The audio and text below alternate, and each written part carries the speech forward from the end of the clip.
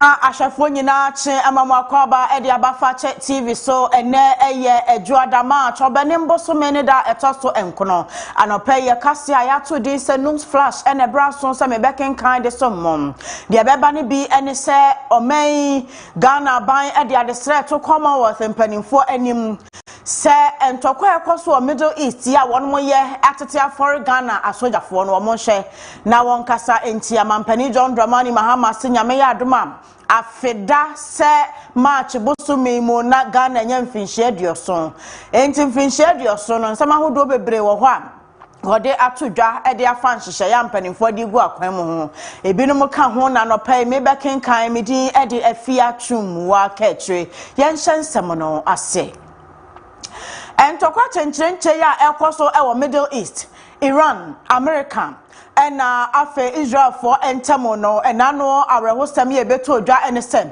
Ghana sradom ya wonmo ekọ akopata entokwa anase woko peacekeeping na wonmo ewo Lebanon no woto yeto paye emane kwbo wonmo akachema edwo haw ebaye wenti Ghana ban akasa de afa ho no so afo hwama no nsem so Samuel Okujeto ablakwa ena ejina aban na emodi nsemi atodwa ye wonmo eka ene se betumi a Commonwealth mpanimfo ensori na won kasenti asade no akoso no fise ebeya ya papa pa se Ghana sre ni beje na busuafo nyina ho na oman ne ho do ewiase ho do nti wakoso okoboa ama asumdue ho nsem kaye akoso totem na entokwanti wo betoto paye amanu akoka wonom na akofa woyene ede aba sempanimfo anhwe na wankasenti am enya de Ghana besoso sane ma no so asrafo eti o mba bi won kan obia enti se wonmo ebeye niema ebetimi akofa wo haw aba no de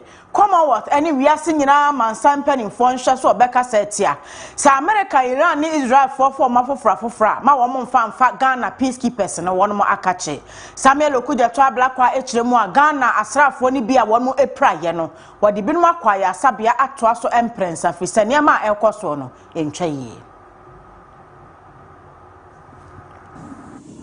As we speak, 3 of them have undergone multiple surgeries. An attack on UN peacekeepers is an attack on multilateralism, and it's an attack on every principle that the UN Charter exists to defend. And so we urge the Commonwealth to roundly condemn this attack and to demand immediate investigations so that peacekeepers will know that the sacrifices they make, leaving their families, their children, staying in harm's way to maintain global peace and stability means something to us, and that we will not countenance such unprovoked and unwarranted attacks. We have demanded investigations, and we hope that the United Nations Esaya rahosama na no ekoso no enti oman sradom ya Ghana Armed Forces no de krata aba bontene ya wobo oman adehye nyina amane akyerɛkyerɛ firi na no anamo ahodo a won motuo de esi ye no asojafo dodo a won ho ɛka ye won ya wode omokɔ ya asabea na wahwɛ won mawie ya won ho ɛye krata wode aba no na wo kyerɛ sɛ ebra wonomo ɛte wankakye ɛwɔ Lebanon ho na topaye no ɛbɛtɔ ho saa no asrafo no fankase no a na won mu prepraye na emumiensa de na won de ne minor injuries a enhyeda enye huhuhu bia ena ba konso ena opraye na emu oden wonomo ekiremu a de na ne de ni mu oden pa no wonomo aye no operation wire surgery successfully enema nyina koso wano ya ogusu am ya woje ayaresa emu enan so ya wonomo epraye no mpanimfo se wahwe wonomo asesei enema ededa na kwamu nti ehu ani strobia ani akyrebiem topaye no a eto wonomo akache ho no wo kire se baabi a asrafo nipa be do 914 officers dade ni nyina ehye dwrobe ya baabi a na womodo omuti beto ehu asem kan ayeden nanso mpanimfo eye niema ntentem Yama make us say one massa ma accommodation for fro ya wode wonti ebeto mfidie ene akade a wode e wadwuma nyina wasan ama won mu bim na omaya sradom no eba ma ne ese emfa ho ene se de topa ene koto Ghana asrafo no akache na ese won mu ne nyina no United Nations Peacekeeping de entiam wado o makogu Lebanon mainum no wo mugusua ebo adwuma denden de se kura de morano ano ayeden Ghana asrafo se wo ma ne esie no emu won mabem wo bekoso aye won madwuma na ne manyina koso wano o me asradom enam sakratai so ede aseda ma Ghana de hye nyina won e wo fie ni amanone Sabrebia won mugusu a ebo Ghana Armed Forces chidom e woniema etititi seimo na won so bekoso a aboban ahwe se peacekeeping mission ye no nti wodo omo akogu nkrofo aman so no eniema ebekoso wano kratai Mami Veronica Ajo ahe we acting director general public relations ema Ghana Armed Forces nensa ene hyase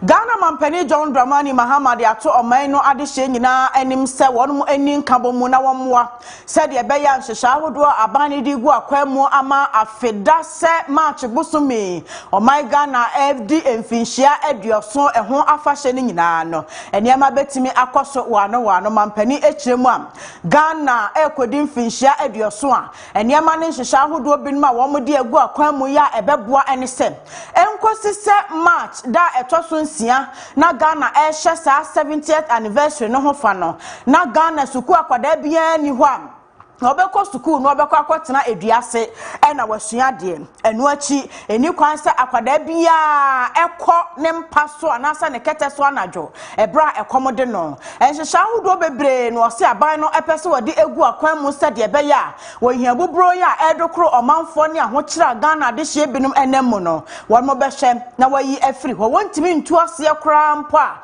wo besoso ama eniema atimi abafom na oman Ghana ade hye so won manya aduane adi na wabro won mafuru so wode sansemi tudwa enano mfinhye aduosia nkono efa Ghana mpanimfo hye ye na wo mo bo dwadata na mampani Mahama ekasa yase. As we approach the milestone of Ghana's 70th anniversary next year, let us reaffirm our national vision. A vision of a Ghana where no child will go to bed hungry.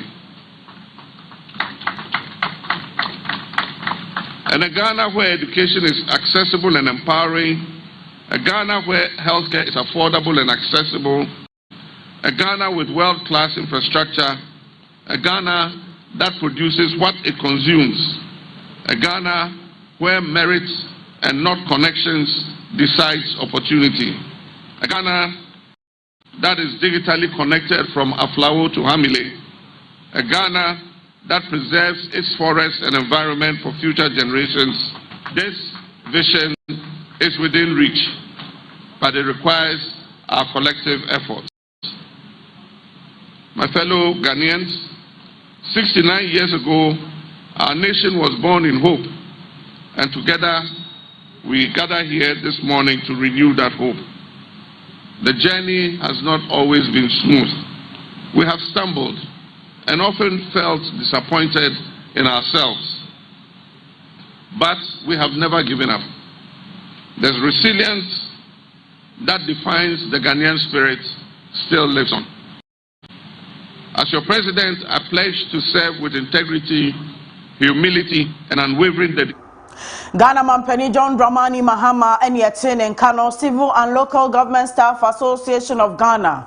Ye Trinity Akane Clock Sag, one eye or May and Yumanumani at Naya who do na 1 year Juma or Hono Kabomuku, Nano Yabuamania. So one must say, 1 year buying a quantias yapamu, a chapa papa. Yes, I send car buying a chassis now what this are a Kachiansa chef from no a Juma. Then from my bumping for one from 2019 basis. Nyadia will be a efi wonum. Now I saw for sharp idea so crab a car saying bet me a strike in Omonchen Senanka. And Penifone woman Cassan so was say 1 month any more quaya, no match than a tosunum no declare strike and said Nedjo Beshasia Yejuma. Basis Abre will be a Macabi be a toss one chewonum. And to cross and am sacrata or dear beso. The walker and said. and I know catch my force a fin nedjo will be fan and not young from.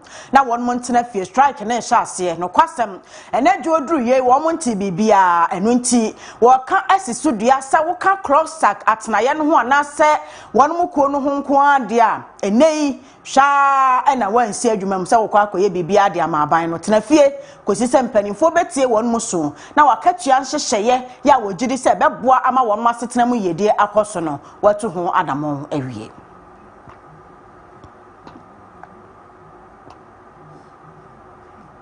Cross strike yiso na ye gina ne de kase no aba awieye midin e de afia twumwa kachre ke edu gas and oven ena no pay wo so yasne wo ma kira kwan ye mienu de e wo so ame ena ben wa utimi ekoho aboa so ena ben wo so abetimi akoho mo amoye pastries mo amono anu anuane eton mo pe oven ya ede gas ena ye adwuma de ye papa na wo ahoden a enya wo kwan mu a ke edu gas and oven ena mekamfo akyerewo enti enkwati kwan enfom wonom ensan wo ho ne nkoto de ebetimi akofa atorenchem abrewo afei aduane ne sigya so aya enu a uguso a wo to pan no anase meat pie no a na gas ene na monchen na akofa wo ye ne aba ke edu gas and oven de na ye papa enti ho onu obi a ekọ no akoto ne de midimu si ha na makramo enche Daybreak dwumadi ebeto so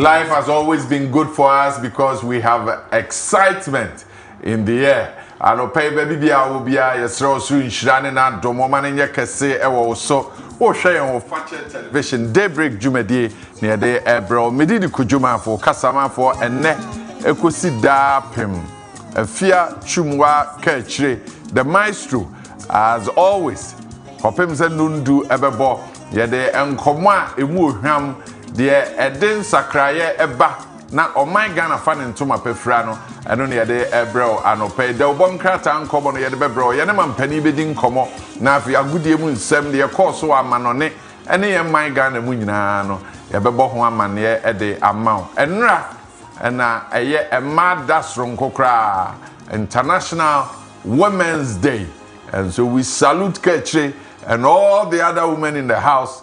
We say yes, you are doing a good job. And my kahu nyina o my Ghana mu e de na asesro nko ema mo kahu e na ewie yie won anope won wo bantima dwom wo muni se beya abusua benya bibi kakra adi no anope nyame onhyiram na omana dom enye kese e wo mo so. As we talk about these things, CLOSAC says forget about Ghana Labour Commission they are on an indefinite strike, whether we like it or yes. If they go ahead, then there are issues. You'd go to any of the agencies and you struggle to survive. We are no free wa. I'm an uncommon.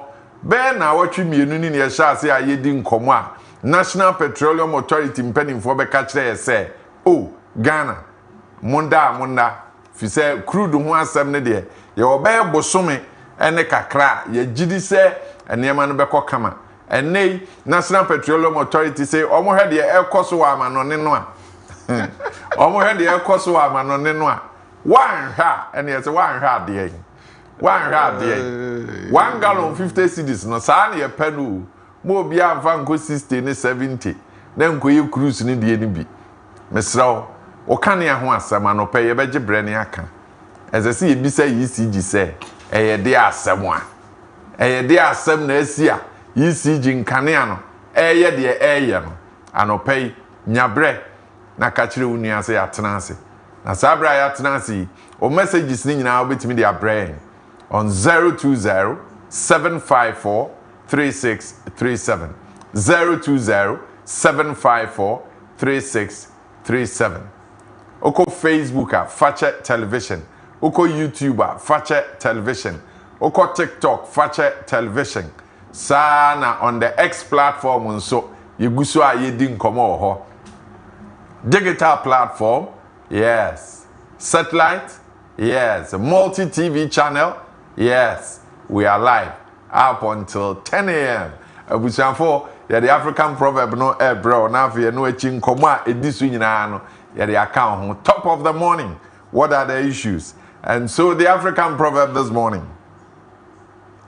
When you follow the path of your father, you learn to walk like him. When you follow in the path of your father, you learn to walk like him. That's the African proverb for this morning. Kechi, Mache. Yeah, Jabra Kojo.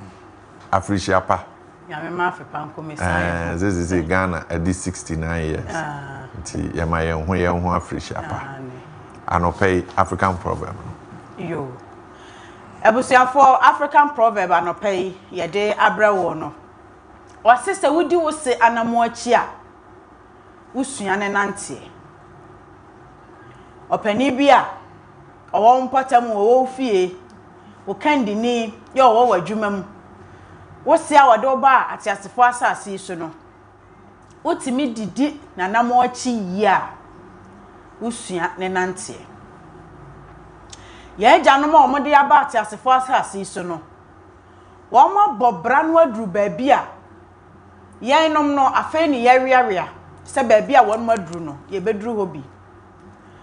Life experiences abrabo musuahunu ya wonom wono yenyanya mu ketekete kra fei ena yenso ye hwe se ye bebo no kakra na yetimi aduru ho enti se wusi so na wo bobra na wonya pani bi ade ni si wani so na wo hwe no se ebia wo mentor eboawo eno no nya se bimpraduasa pani kwakwahwe akwa bia demo mobia wahunu ne se watimi abobra aduru baabi ni society watimi aye bibi papa bi aso abapa ede ama omanfo ya ewo ne mpotamu ana se waya ade bia wogina baabi ka se ade we di asemasi ena ye obi abekasa mpanipa no abobra ni potisa ena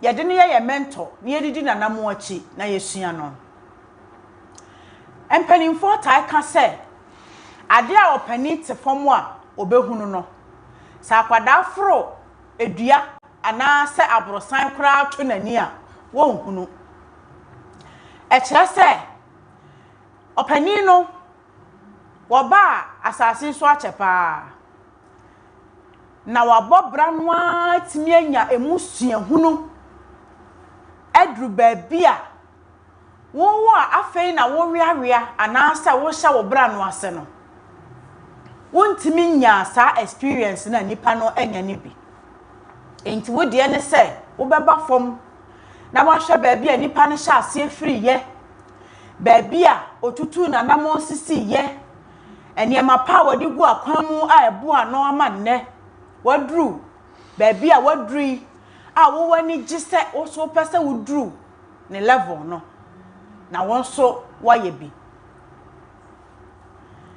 enti eyede wusua ne kwan paso ebrebi atwa mo na yese children obey your parents in the Lord for this is right na ye call Sunday school na encherechere koso a na obi say enti said ye kan di waja no nani no so papa suma baabia akọ o ma me suma baabia akọ na kwada ba akọ sori no osinti fani say bia me papa nom jot no osuma me sa me nkoto jot a me nko ana afi na de wo kire no no se enunti na in the Lord ehye no kire se ade a eso awurade ani na wo ye no awurade mu de wo kasa ye bia mutumi ye afutu a Sunday school teacher and the man na nya Sunday school teacher as a children's day nti acheche go afutu no afutu bone pa oh so was in the Lord and now papa suma say tojo to bread no there be o so person o che say nunti na the underline word in the Lord but say o papa suma say tojo to bread na say tojo to bread na say jot nya in the Lord wa when can na ada Bible mu ya say no jot di waja no nani kwan pa so Debbie o si di waja so nyame ani eno mo na mo de aka twero no ho o say di waja ne wo nani na wo papa asoma ho se koto jot yes the also koto wo papa asoma ho nti wo nini Yo, fine. It's okay there. Me say, oh papa, was no jot, and I was swan say koto jot. Of I say money bit me influence. How?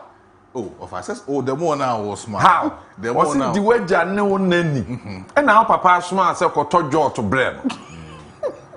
O say, o ko Sunday school no. Yes, say jot to nye. Into papa swan na was swan onko. What you do? As we never tell you. I mean, can't say me business. I would TV way. There be your papa smile say. Say no tina brako dey in the Lord. Oh say. And Sunday Lord. Yes say. And Sunday. Njo papa say ton sabre no. Oh say wonko. No, I was smart on go top of this. She say. Na that ko me kotonam the faith so na me so be bubia na me enne.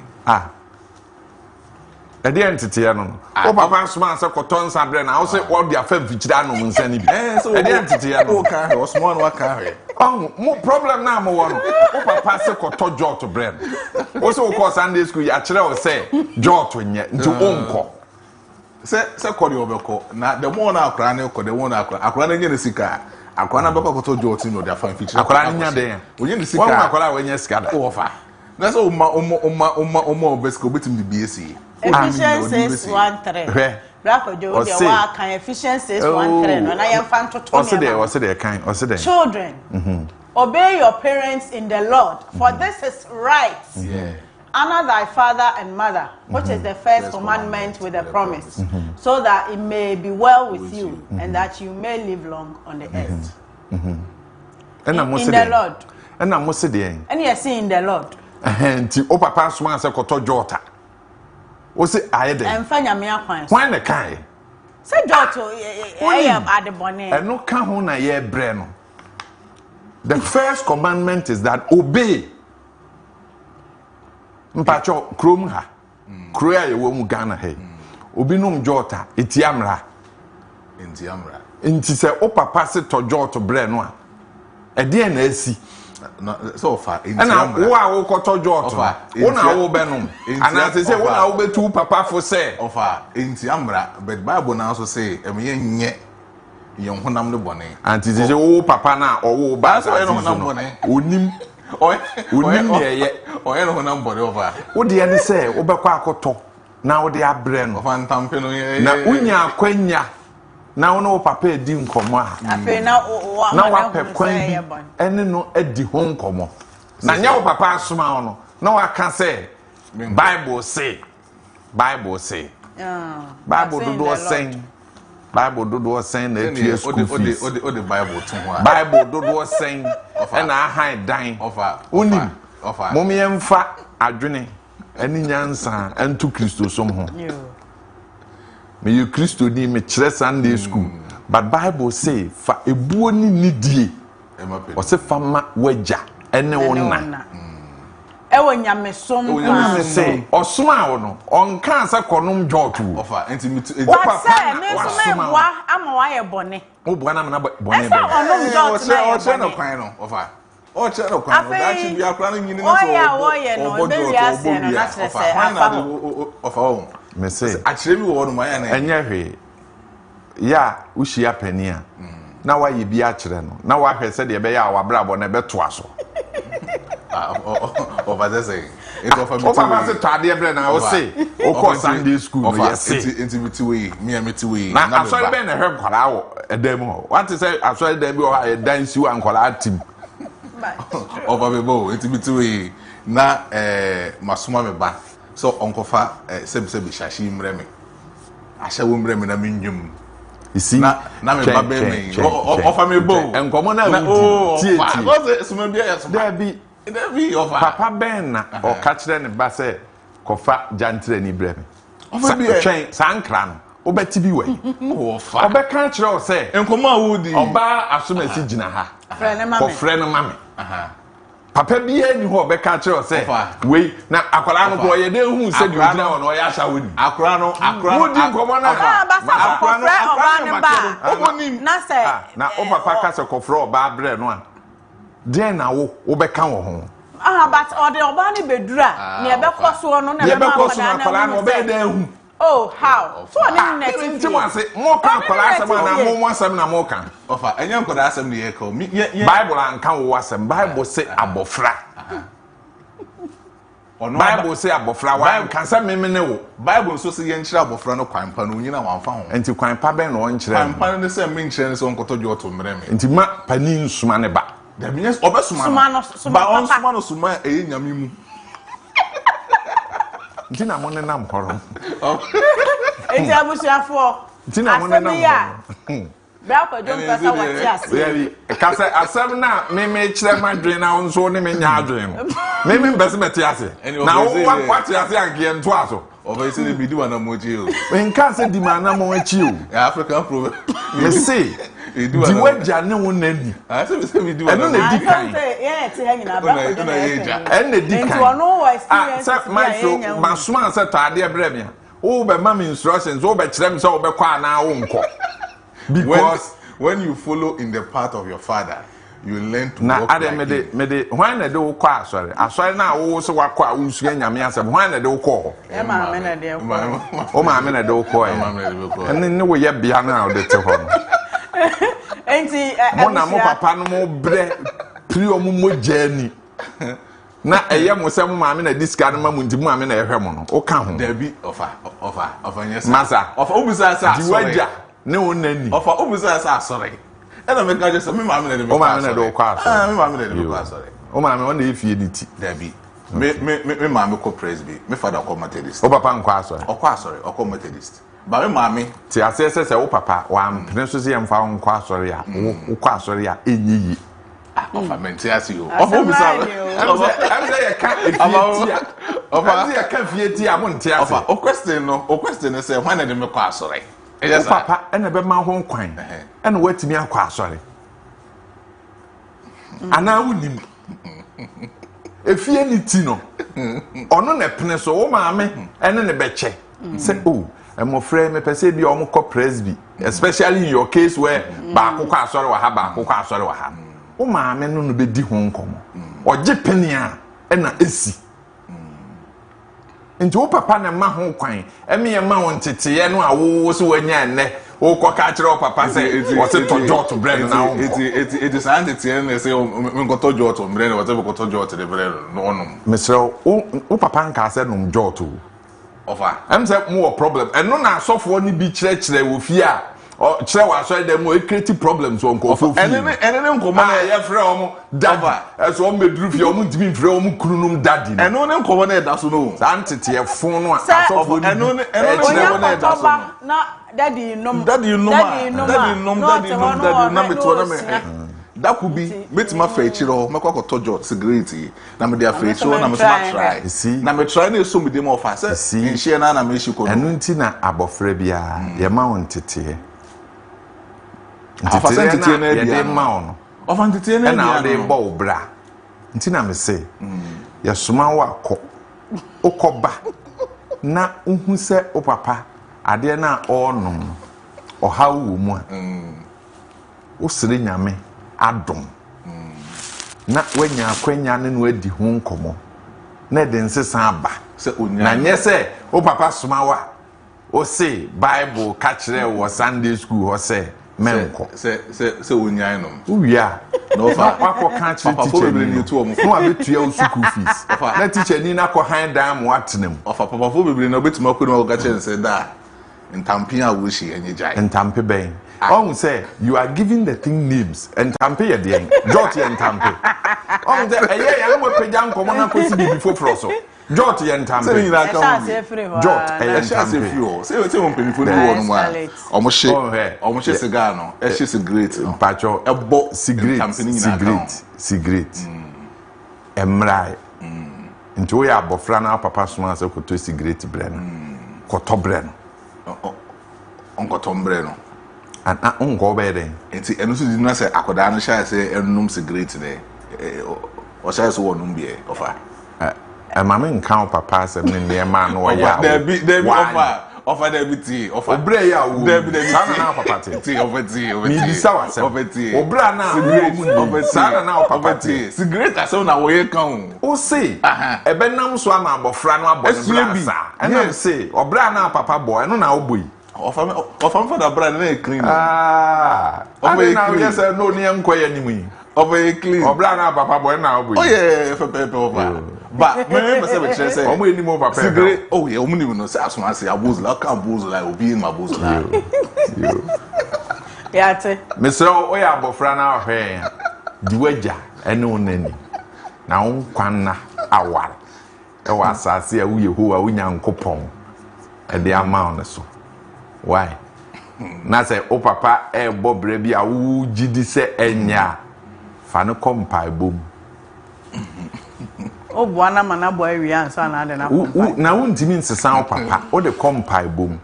Maybe I know software the home common say, me papa, or ye bar cook me, maybe a mobile pequan be namona could the home come. No, jay. Because Sanya Yano. What do you mean can say? Madam, quite sorry, no. Yes, say. Of a debut. It was sorry, and our papa's my uncle. What did you do? There be said George to Suma de Minkover. You. George to Suma pa. No problem. Seven Koto George. Seven Koto George. Minkoto appetition. Of a Minko. And I'm saying, yeah, Menko. Of a George Suma and come woody. When he fear, and when who says I am in you. Of it, so you say when he fear, and I would come out of your son. Of your son, my second Sabre. Oh, dear, no, you found someone. Go back at your papa and sign it. I say, Sano, I don't pay for wedding them knees for talk with your Pessy. Maestro, WhatsApp line or Facebook, baby, I'll bet me a charging. We say, Sergeant. Juzu bet me a charging. Or say about fra, the Bible kind in February, need my papa, so small as a cotton sambreno. The Lord, I'll bet that one. Young quiet in top of the morning. As a day, of our Indian cover, you didn't come. Some of us made one a munchi, will be a Friday or coyano. A Hana and I say, I'm so maybe I'm not be a mantin. I don't query, I didn't change. Very good, so many of us are Faho. I don't offer, yeah. In common, I wouldn't pay. Concerning NP for a government needing commerce for private escalate. Yes. Offer is quite true. None what dana medium commode the farm, but say, so share in Tokana Ecoso Iran. Any Israel, any US for Tokana, it might escalate the fuel prices in the world. And baby and Cassie Diagan offer now the material say, so show more motor or more farm one a free Iran and the Middle East, China account, India account, Europe account, America account, African so account, most especially West Africa account be. So say ye fuel escalation of prices. Now say in Tokwa air Koswa, definitely a bit me affected the country called Ghana. And MPA boss I in common and waka say or about 5 weeks a day anymore. We hold a lot of fuel. So even if Cramp says a fuel price in a cost, I mean, a world marketer is not anything any effect be a yanka say amamuno so. Obedi sound comment na ka say there be. It will have a basic effect in our economy because the moment the prices of these fuel be escalating the world market, most especially Middle East, or price a bit to escalate because of uncommon and say now what done common baby just last weekend Iran for 80 blockade the Strait of Hormuz no baby at the narrow passage most of the crude oil Hobano, the Iran, the Yemen and these neighboring countries to blockade that particular passage. Now are very difficult for even Iraq, for even UAE, for even Saudi Arabia, most of them crude oil barrels na pass it through. Crude oil and pass it through that particular narrow passage. No, and not quite as I'm Kessia in the Middle East. Currently, as we speak, China for consuming fuel price Kessia no Omunya baby and Kotomo farm.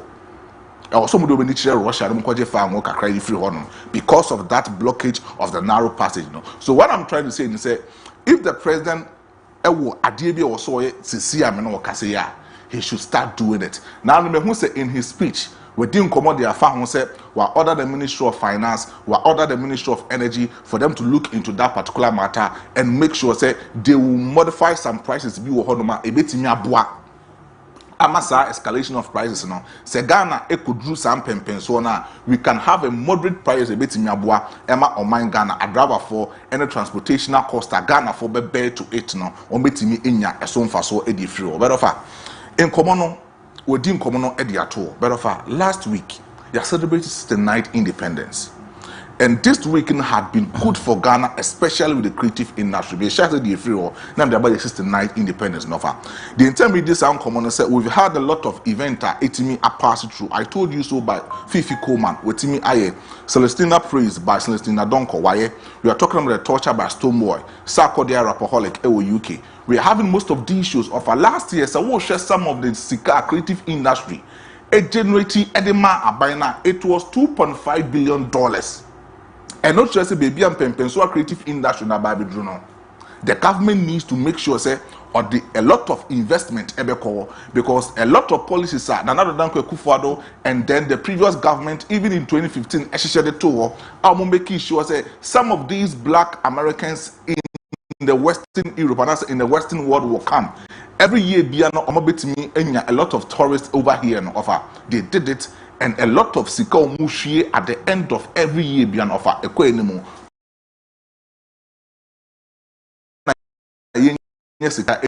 Industry is supporting the economic growth and some of the GDP growth that also in our country last week. And not sure say the creative industry is doing very well. Senior community, government, investing so much in the creative industry, also see auditoriums, or investing in most of these musicians, or making sure say the creative industry, will attract a lot of people, most especially the Western people of the world, and they will come into our country and then utilize most of these things. But of 69 years na yedi. Now what Dani yedi nkomobi wa hanom. When Kwame Nkrumah says at long last the battle has ended, Nanka Ubia in 1957 over Polo Grounds. At the time when Dr. Kwame Nkrumah making that official statement, no being say ye fan who the free abrofon in Sema. When it comes to some of the important things, some vital things that we come yanka se bit media also ni ayeni ye amnesi ye bedofa. Sam Rameno Kase 69 years after independence, the last half of this particular decade, it was through political instability. From 1960 to 1966, you to not buy the guye. Political instability, coup d'etat, Kaakyire 6Am, Ekoya BC 79 to 81 to 1992, and Sana Yenya Fourth Republic in the last 33 years, 80 months stable enough. Ediaman the country called Ghana, but we are seeing the same Ghana that Kwame Nkrumah took in 1957. What he wanted to do, in the raw materials in Ghana, it depended on that is the oil, and that's the gold and the cocoa, oil the and he made sure that gold cocoa will become a secondary product, so depending on the raw materials. Obviously, a lot of industries, raw materials, we can generate a lot of revenue from it. And so most of the things was industrialization. Currently, as we speak, see one particular sector boost the economy. Now, it will be the industrialization policy. But of common say industrialization policy now was saying most of these companies, most of these factories you see of an offer in 1957. So I won't check your population now. Now it was 6 million population in our country. Some of these 6 million population, majority of the population no mean invest themselves in agriculture offer and a couple 39 to 40 million in the population offer. In common in say majority of our agriculture in Crawford inventing into agriculture because the government is not investing there massively, and the government also investing massively. They are attracting a lot of young entrepreneurs. They're not doing it very well. Maestro, so be a abofra yesuma for the Sunday school. Yes, my dear, Nenkomo onye o. Arope ha na di besiwai. Ha na do nkomo di besi. Abushafo, ya di agudi emu nsam bro, ye ba na The big man will be here. We'll tell you what is happening in sports, local and international sports. For check television, so and we are dying of what is here.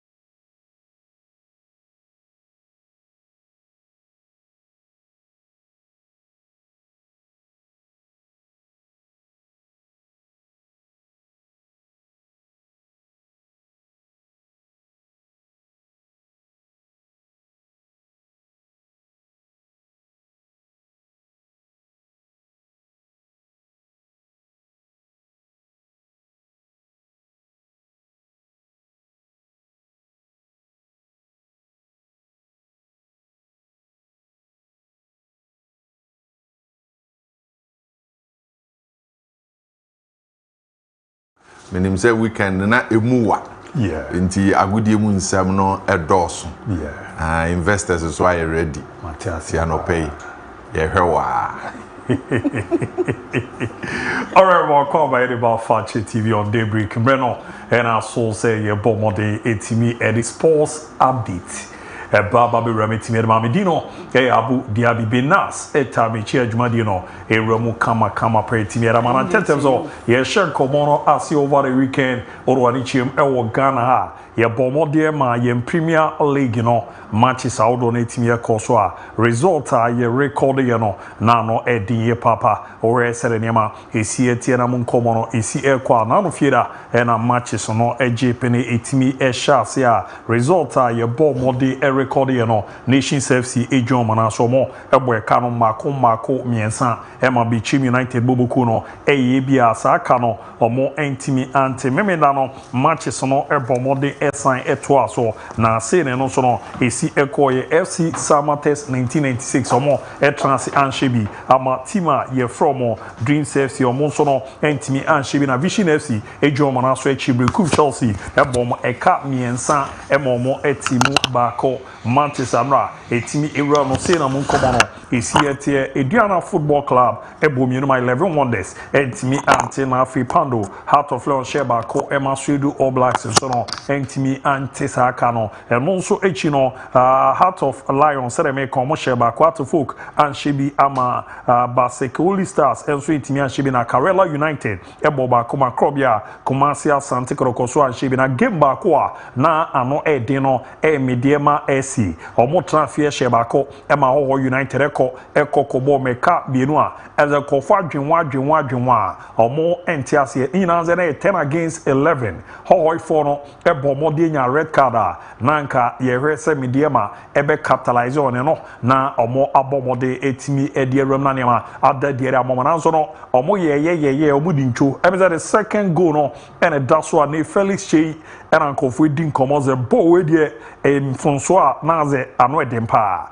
eno bo mode kokko ni game no penalty ba mo no goalkeeper no ekokobo ese no ena ahwema na nka omo fight bia so omo benyare winning goal na ball ni tisi echi no counter opie yo ye so ba aba be clear ball no ena chese tefa so a ekokokoto hohoi abrantini ni ma obo no modern register the second goal no de emo young apostle sebo miensa ema team from bibia ni goal stars so etimu bako a na chese na no edin ye papa te no ye matches a ewura na no edi a ye ron sem ni ewura metimi era na game call so tamale era meze mun komo na no edin pa na asmame enriensu ne red card no azana nkonfose omontiase ade de ne call so incident ni na ora ade ni din a ye ball no ena nsu ni player ne call okoya player ne to ho no referee ne ba ya pe ere ozo hu ze o e ball player no ne ade ana o ma enwiensu red card a and that done nchi wa show a komono mu gusu o mu edia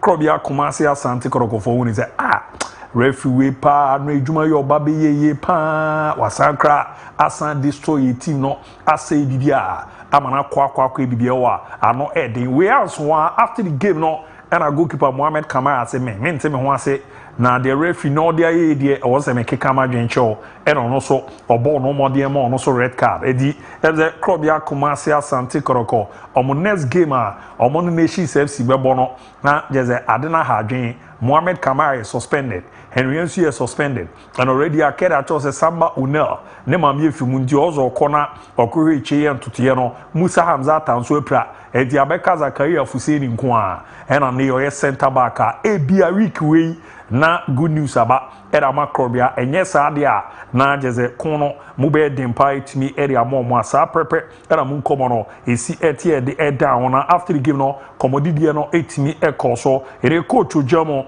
edema Karela United Nurudin Amadu onwe na omunya ye no sei era bomode di ne komo no edeche.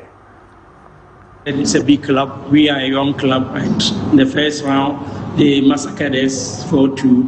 But for me, it was not a bad result. We were able to score 2 goals there. So I think that we are still unbeaten in our last 4 matches. That is good. It means that we are picking up the pieces after a series of losses. And so we just Tantia warrior commodity to your first leg, your more canine momutimunu name, but omunya goose. Any or more iron a Kotoko big club. The last 4 games our bono, or Dizzy Jumano Yenia Hodion D Rumno, Yadian Kakaka, Shran or Moba or Ninchu, Etienne Semerco, Edema Karela United, Coach Hans Oben, Jameda Macrobia, Kumasi Asante Koroko, after Munchudiano, say no din and common, Edeche. I'll say we are sorry for losing this game, but it's not over yet. We are preparing towards our next game, of which we are going home to, organize ourselves well, back at training grounds, and then also during our game matches. Say we are down with the result that we had today. It's part of the game. We need to take it aside and then concentrate on our next game. We created a lot of chances inside the first half, of which we should have utilized it, but unfortunately for us, we were not able to put the ball at the back of the net, and then we considered that easy goal at the time that we were down by 1 man. Well, it's part of the game. We need not to. Tantia warrior command coach your friend Amzoben a bombardieri tuga. There is an anno edin papa and so I'm also more concentrate on next game against nations. No, there's a local derby. Na omohwe ntutuye ne eboa ma niama koye permo masi didu dramani eza trafie ebo draw na mame Kevin Osiasi be ne red card na me hade then ra eno so ha adwen kakra peja ball ni tu musa sibe ni defender ai striker no me ma anko no so se meko me ma anko ose meko me ma anko ose meko no se he eno yiri ni gina o to referee ne ba no so your last defender ti I wasn't me you football no yin. After the game, Masoud Didi Dramani say Enodin and come on the far draw. I think that we knew that the opponent will surely sit back, and so we knew that we will control greater part of the events, and then we're so much concerned about how we can utilize the spaces that we are able to utilize to make the right decisions. More importantly, very key moments, and I think that the result is what we found because we were not purposeful in terms of those key. The lawyer commanding Masoud Didi Dramani a bomber the Timeri Tuga no na coaching no after giving over ready tactics and Kojo Johnson Smith I say as after the game draw near see and also didn't come on the foul.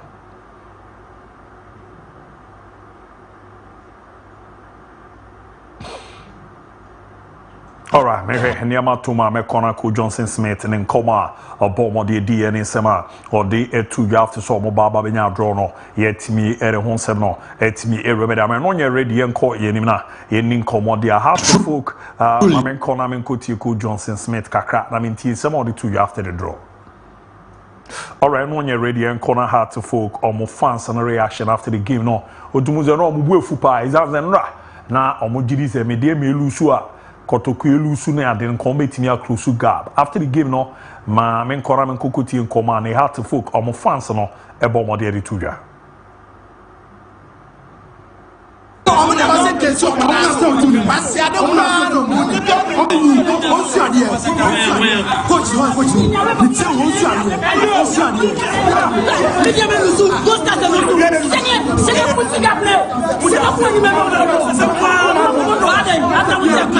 The top players are homophobia now. They don't deserve to play as folk. That is the fact. And then I am percent come. But my cannot play no. Because we must yakuma.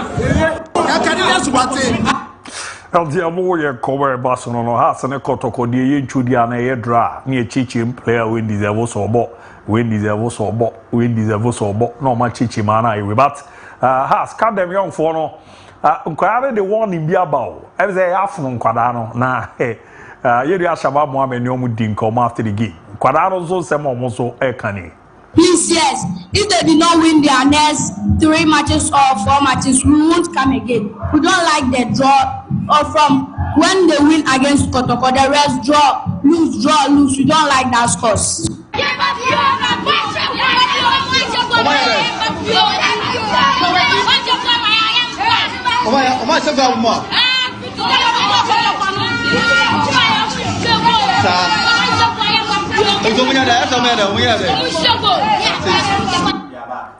LD a lawyer command the oxide. Quadano no Mujano. Yamabie. Moshe Kotoko ye more draw the Eshemo. More draw the Eshemo. A banner zebwa ma neman de Rinra. Ewo manim domain crew and the way a renana orgasm wompa. Idiana a ball 11 the second you know intimate after the game Choba Aristeka. Pomodia Casa at for Moreno say Inudin command chair. No, it's the problem. I tell you, starting the game and it's too much little pressure from the player. And you see the first 45 minutes, you have 2 or 3 shots. If it's coming 1 score, and maybe the team is go down the distress and he play another football. Yeah.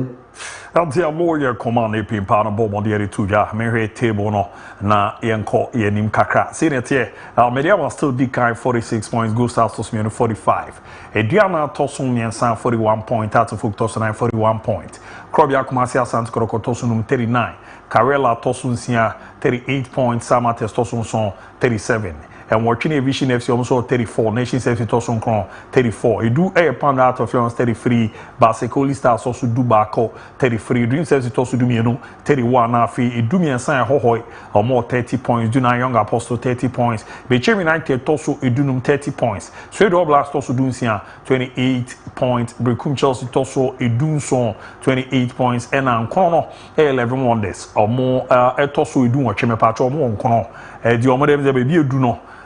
Jizi nyamebem na obo league wie na say na ekodize ade no fa na mfa Mabrana division 1 no so mendi hon komo kakra result e fe zone 1A Northern City share ba koma wapa akobo mienu Real Tamale United bo mienu APFC ntimi ante TF Exponential share ba ko Tamale City share ba ko na Boga All Stars e bo mienu ma Sankara National enso ebo mo modia omo nso saka no omo timu ba ko zone 1B result e no so no ye bo mode e record e wo zone 1B Victory Club Warriors Bobako Techima Liberty Utentimi Anshebi Legon City Anshebi DBB United ekobo mekano mako enum era free Domage Unity etra fish emiensa ema wamanafuma interiors kobo mekano enan KSC Academy ebo 9 ma Brekuma Arsenal so no etimu bako na ano edempa na owe zone 2 result record ya Kimfaiza Shebako no Edwiase Shebako Rospark Shebako Elmina Sharks Shebako Sky FC Shebako Serial Stars intimiante era fi Nsuapon Fidelity omo Shebako ama Police National kobo mumienu Soccer Intellectuals and Shebi Dwarfs and Shebi na FC Ashanti Guru 4 ebo ekano e9 ema Ebony FC etimu mienu UCC Youngsters Shebako ma Future Stars kobo mienu na Park Academy and Shebi ama secondary 11 wise almost 18 and Shebi zone 3 Manchester record no Golden Warriors Shebako ma True Democracy kokobo mumienu Great Ambition and Shebi Atram Divisa and Shebi Interlies and Shebi ema Paul City ebo mobako Golden Kicks and Shebi Accra Lions and Shebi Great Olympics ebo miensa ema Wafa and so intimi and Shebi na afi Hakla FC ebo 9 man na God FC team mienu mienu home stars e shebako e mako for you are sympathy enso entimi anhye bi na fe okwa united shebako asase aban tijai e ma FC Nania the pride of Paga enso etimi shebako ntie no e matches a e jepene ekuma no e dempa ye ramana fe amano nensem no na jepene ato aso di amana me ye bekọ abashikele bash digital satellite de bia meka e de chosen konfo ba ko a oni omudinsa wo so atumu zampa niema hihye ye pere ma no e bash digital satellite ejuma bi omuye bia no ya de akono efenso ope decoder ayusu e de ahwe matches no Spanish Premier League, German Bundesliga, Italian Serie A, English Premier League, CAF Champions League, CAF Confederations Cup, UEFA Champions League and the Ghana Premier League, you know. Obezo enjoy say bia digital and abezo enjoy multi TV decoder ni bia ni nyina no mo boa na unsa etimi aka bi multi choice ni omo dinsa wo so ajo matum enti no wo pap and our restaurant a eni omo enkasa ye be ma decoder special one a wonso no bebo modern na wetimi nya eyiso mante no so a won kwan abefa so atwa mante na so pese omo ebo modi edi ujuma obe na wadi ujuma se ne no wade ne na atiko ni nyina afre no obe na waboa pa open a abepo kotoko Junction shipum around Sabeka Bash and a bash in Incomo 0556 287757 0556 287757 and 0206 606174 0206 060174 0206 060174 na on a bash digital satellite edin komo bash ni decoder adweso no bash kele or heavy buta yenko ya ni komo the Africa Cup no eje penalty be so a match no ebi da so a we enjoy weekend e no na game a so English abonten so a na no edin pa na no na adwumade no je pene etimi ehya a ye di ho komo aboa ma niam akoye pa etimi adamant game da so no Mansfield Town any bobo kwe form Arsenal game a omode ebo ani yanko kwe other result a ejepene so the English FA Cup no na ehya no matches a ye record no 200 sheba kuma Liverpool ekobo mo miensa nra ana Saturday no Mansfield sheba ko Arsenal ebo mo mienu Resam etra Wolves Mpotemo omoshimi no Chelsea ekokobo mo 9 and afi Newcastle United so no sheba kuma Man City Ekobo mekano mako miensa de tieneze on the 16th minute na have bounce enya the first grade man Newcastle United ekwe nim no 39th minute no na Savinho ebomo de nya equalizer na 65th minute no Omar Marmoush ebomo de sili goals no de Emma Club ye from City matches no Japan eruamu no Fulham man shebia Masadante kobo mo baako na Port Vale boboko ne sheba kuma Sunderland entimi Leeds United ebomo miensa Norwich City so no and she be in a game back with no West Ham United on the Brentford and the Ebobo and the FA Cup on common and na baba to ya chese you may not draw no Japan na etimi akoso na boa ma niam de ye pa etimi ya mo na game back wa e call so na no e den no Chelsea or game no travel beyond 90 minutes and then to na nko ye kra etimi afama club ye from Chelsea na Romeo Lavia ejana na so about 69 minutes yellow card required man after the game na pay pa your friend Liam Senior any Chelsea fans in din komo se munya abotre kakra enfama Romeo Lavia na akra no ogirizen kakra obeba baba jana so abodwuma na player what transfer bosome no mako 9 de ogina game ba e was abotre na nyama no say and Liam Senior ebomode ka edifa Romeo Lavia he's been, I can't remember his last game for a player. Early November, so 4 months out. I don't know any player who's been out for 4 months. It's not going to be perfect, but some of the things that he's going to give us, his performance coming on at Arsenal was top. His performance at Aston Villa was very, very good. He's a top player, but you can't expect perfection for a player who's been out for 4 months. The lawyer command wa bomo de area to yana na no one player free bench baba be ejuma Dario Isogu ora ono so no epra transfer achepo baba be assist me no after the game anyway anza onia akwaba waba nso waba yie pa ne waba be sisa game na de na be ka Chelsea fans feel say na Dario Isogu ebomo de 72 ga a new club, a new experience, but for me it's very good to be back. You've had to be so patient. How challenging has it been for you waiting for this moment? Yeah. Since the first day I wait when I got the injuries I had, But now I'm back and it's very good. I feel very good. And what an immediate impact to come on and provide the ball for Garnacho. It was quite the first impact for me. Yeah, it's very good to help the team to win, but it's the The lawyer command Portugal ni akwara na efe Dayo Isogu apomodere aba betudwa no edempa na eza niji semeko etimi edema so koye wasamba Jose Pep Guardiola esi EPL no ne boy den dodo o de compare major competition bi ebo in England and if you query crowd was EPL no e mo den na oni na pra team ni ma wawu ezan so ye den a untimi nje say especially in the Premier League, is just for the fact that when you play no competitions, you have to be players fit. When you don't have that, nobody can survive. It's impossible. The Premier League is tougher than ever. FA Cups, Carabao Cup, Champions Leagues, and Champions League is more games. Every game is tougher. So when you have injuries, it's pray and survive and arrive at the end. The position. Well, the lawyer commodity to your proud junior thing, say EPL no, obetimi agere soon so Spanish Premier Liga weekend matches on itimi course so ntino Samames game a course so Barca arete beba highlight and that's why obomodena we enjoy Friday no Celta Vigo esheba kuma Real Madrid ko bo mumienu Saturday Osasuna shemienu Real Mallorca shemienu UD Levante esheba kuma Girona esheba kuna Atletico Madrid yanzu jomana so ebo economy ensa ema Real Sociedad and so no etimi mienu de tieneze Carlos Soler enya go ni ma Real Sociedad na Mikel Oyarzabal enya biere ma Sociedad Atletico Madrid mo go no eni Abrante friend Solf enya bi na afi no Nicolas Gonzalez so no 2 goals etimi AP so Sama me so no arete beba transfer o man shebi ma Barca ekobo mekaba ko 68 minutes no ena Lamine Yamal enya the only goal no Manchester City ewram no biare ebo mienu ma Elche timo ba ko Getafe ebo mienu Real Betis and shebi Sevilla esheba ko ma Rayo Vallecano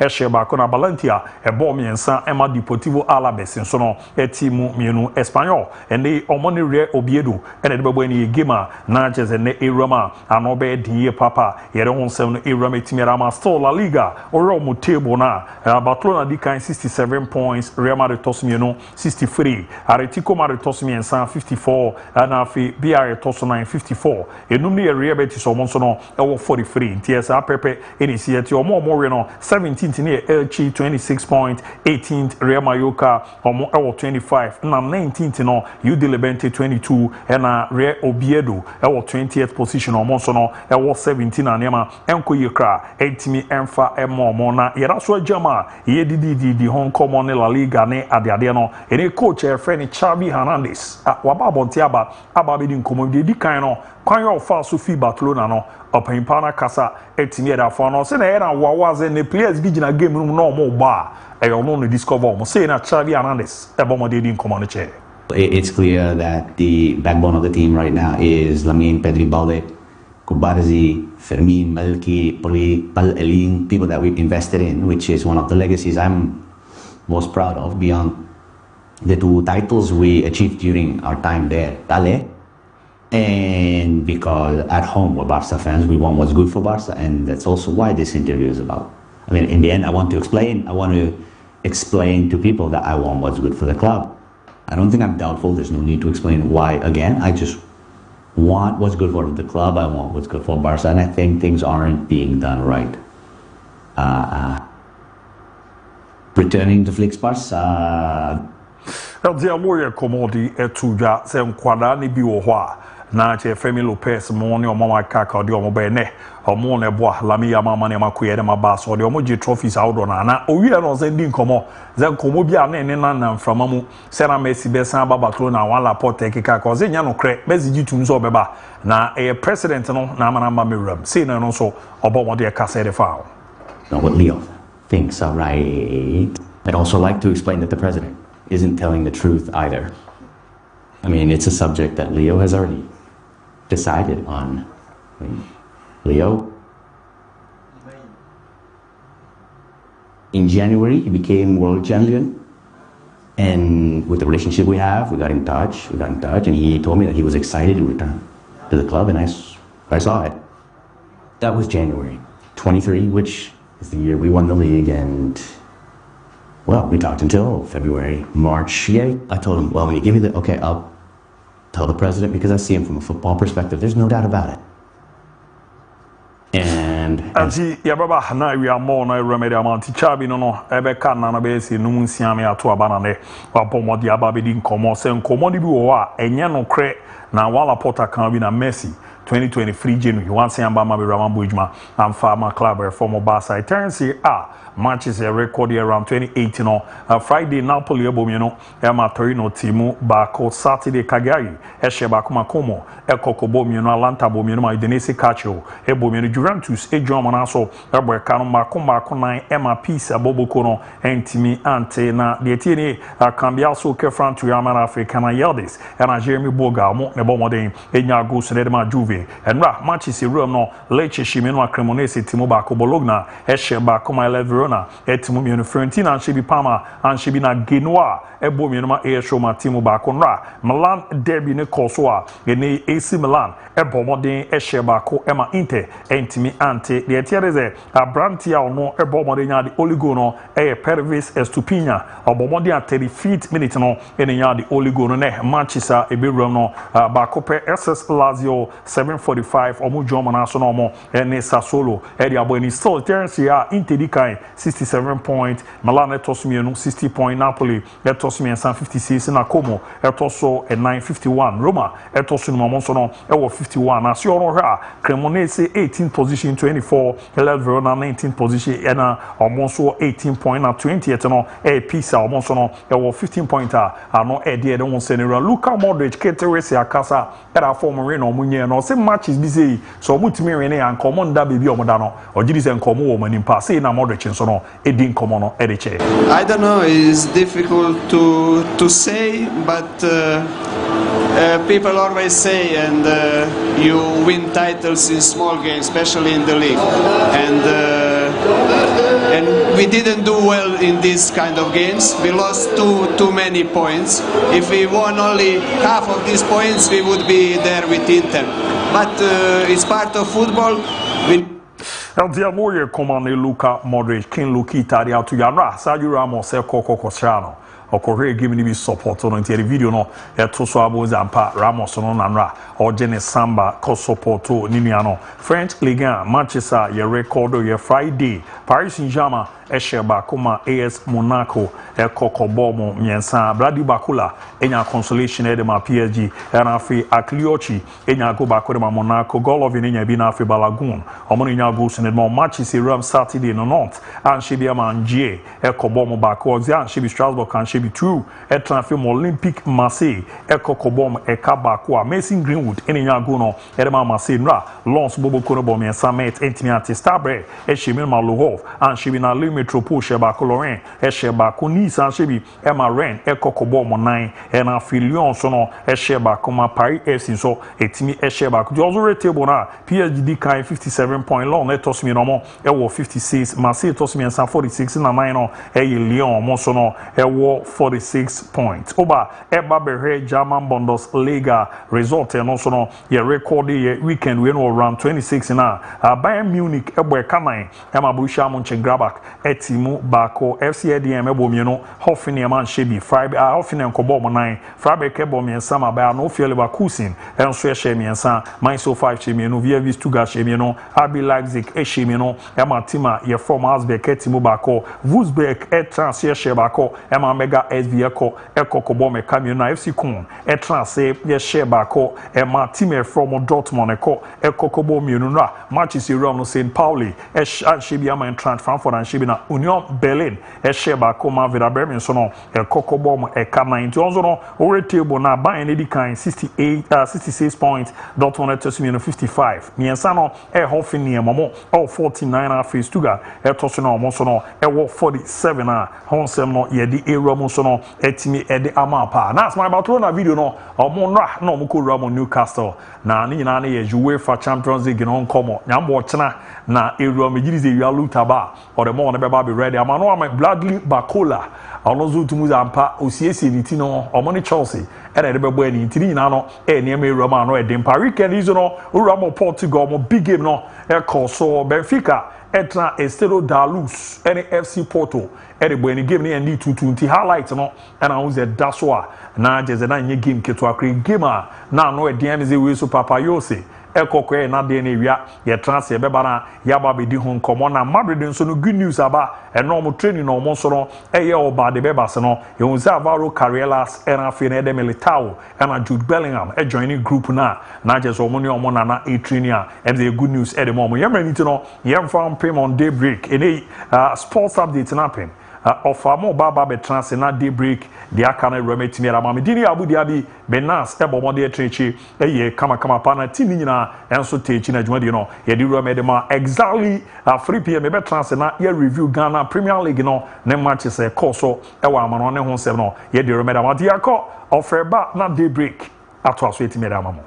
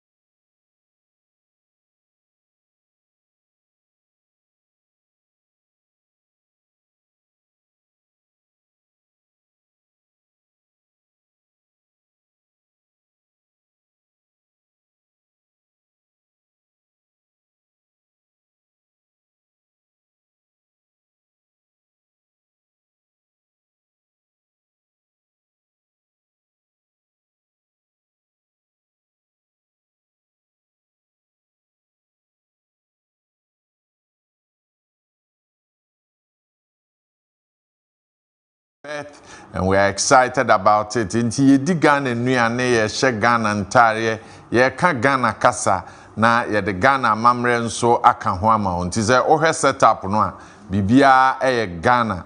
Ai ye kasa no nso eye Ghana. Anopei de ubonkrata nkomo no se de ensa kano no ye bibie mu ama na nso wanya kwanya na one mampani edi nkomo kai se Bison Imperial Global Shipping and Logistics wadaroma.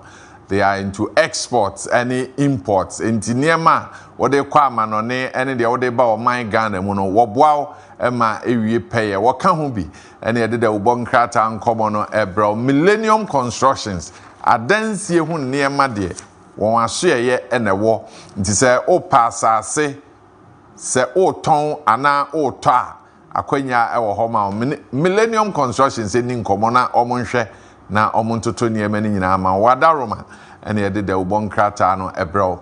We are live on Fache Television, on YouTube Fache Television, on TikTok Fache Television, on your Facebook platform, on the X app. We are there. Join us on multi-TV channel and also on your digital and satellite platforms. Here we have pay the Daybreak Jumedi and ebro. Let's begin this morning with the Daily Gist newspaper. The Daily Gist newspaper. If you are ready, let's go. Cocoa Board, what's happening? So, ex-Cocoa Board boss seeks documents for audit queries. And Mahama and fire over global conflict impact comment. And businesses cry over killer electricity bills. These are stories on the front page. And Jubilee House slabs foreign trips ban on SOEs. So government says if you want to travel outside, let me know. You can't just be running around. These are stories on the front page, the Daily Gist. Ebusian the Daily Gist, the Bokrata no any the Efrase anope wo share anymore. Openi ebrebi etwemo na wada Ghana Cocoa Board atnaye no ano na nimfoni eda ho. Eno say samo de sobuo bi ebo me. Se me meyin sembisa bia no a. Agista nkrata momode ye modanse ede atia me no mode mame na mensan kan nkrata ne nhwehwe mu enhunu ba bia mode mo asam efa na me so maboa me ho ebeden se me ba no maba beyi ensembisa ano enti ye rabo ahen e kire se won mo emfa nkrata ya esefata no ema no ansa na wo hunu de atua mu a won mo to nsafre no a waba na anu ye bia wo ho a wono so ede abra wonom Daily Gist eba eda no paya na mane ebiem ya wode enam ene se entokwa ya tama ne homene so ewo wiase ehun sunsanso ya ede ebre amaman ahodo titiriu pa te se ebia entokwa ekoso ewo wiase amansan mu na Africa fo no a wase ha no wo mo beko awia na ede ohawa ba yese asono mienu nya ntokwa ensensan no ena ya na ne ho ekire no Mampani John Dramani Mahama ne kasa ya waka no bre bia etwemo efa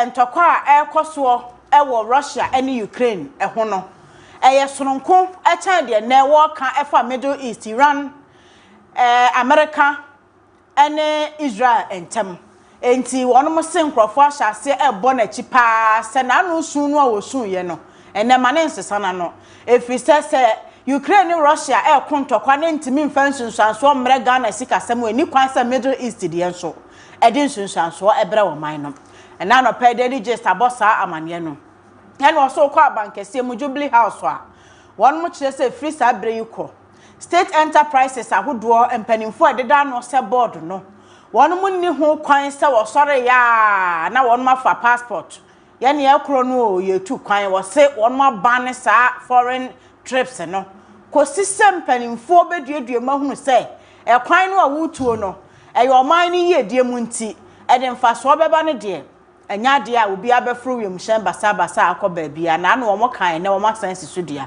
ti chese won mani abre Daily Gist Democrat. The Ghanaian publisher this morning has a story and the government spokesperson on communication Felix Kwachi Ofosu says being an MP is a thankless job. The other story on the front page says minority seeks answers to sinking fund and Mahama reimposes travel ban after SOE's defiance Josmond CEO demands Ghana Web retraction.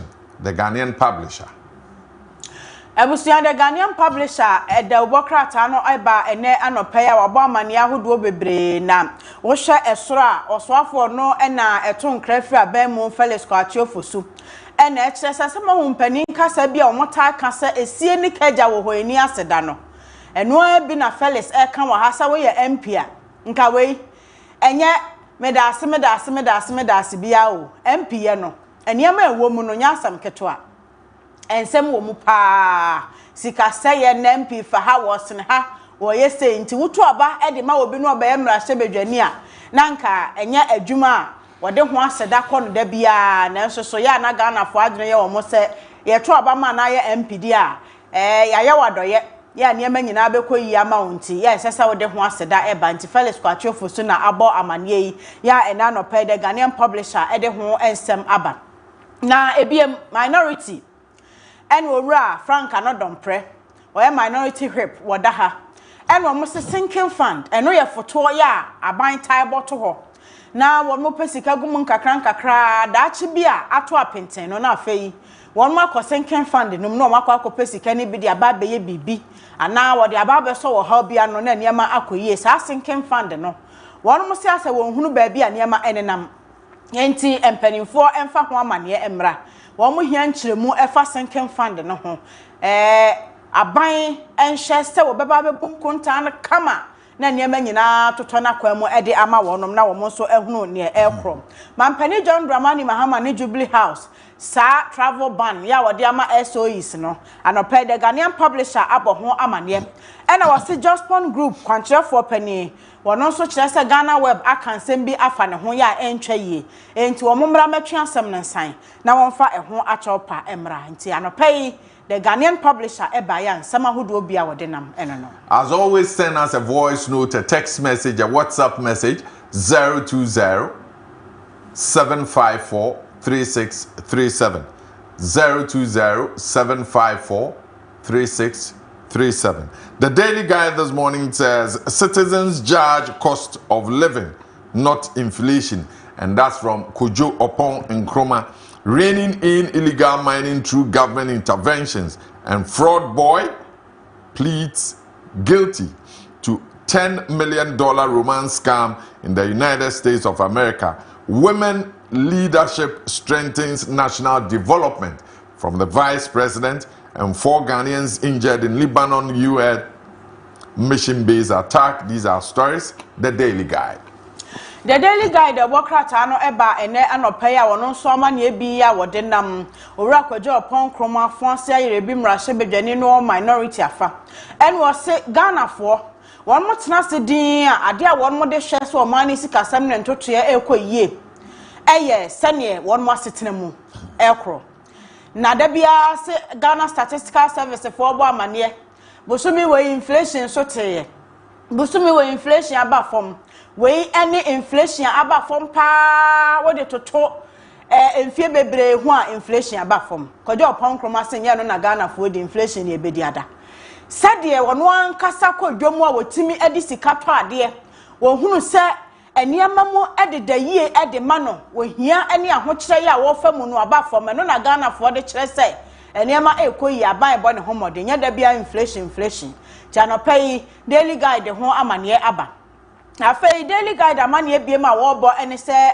abrantie bi oye fraud boy saka wafo ya won mo tena computer achi a na won mo browse wo ye obroni abrewa bi na obeto wo mo trap mu dia ene se ne won besi abu afa so no nya asem ketoa enti sa fraud boy yi wo mo ache no enu akodi na sem ewo American abrochimemu ena won mo de kwadu abo no se sa romance scam no a waye no wonam so agigi sika $10 million ene de free one ya wonya wonom ewo sa romance scam no no kwasam ne se wo mo de kwadu no nyina atentam abrante no wo so odifo eno nti wonom ede no ekọ akotum sa so ena no said Middle East ntokwa ekoso na wonom to paye ma ekọ ya kodu Lebanon ba bia peacekeeping mission asrafo eguo na ekwa blaste ho a won mo accommodation ba bi o mo deda nyina ho hye djorobe no Ghana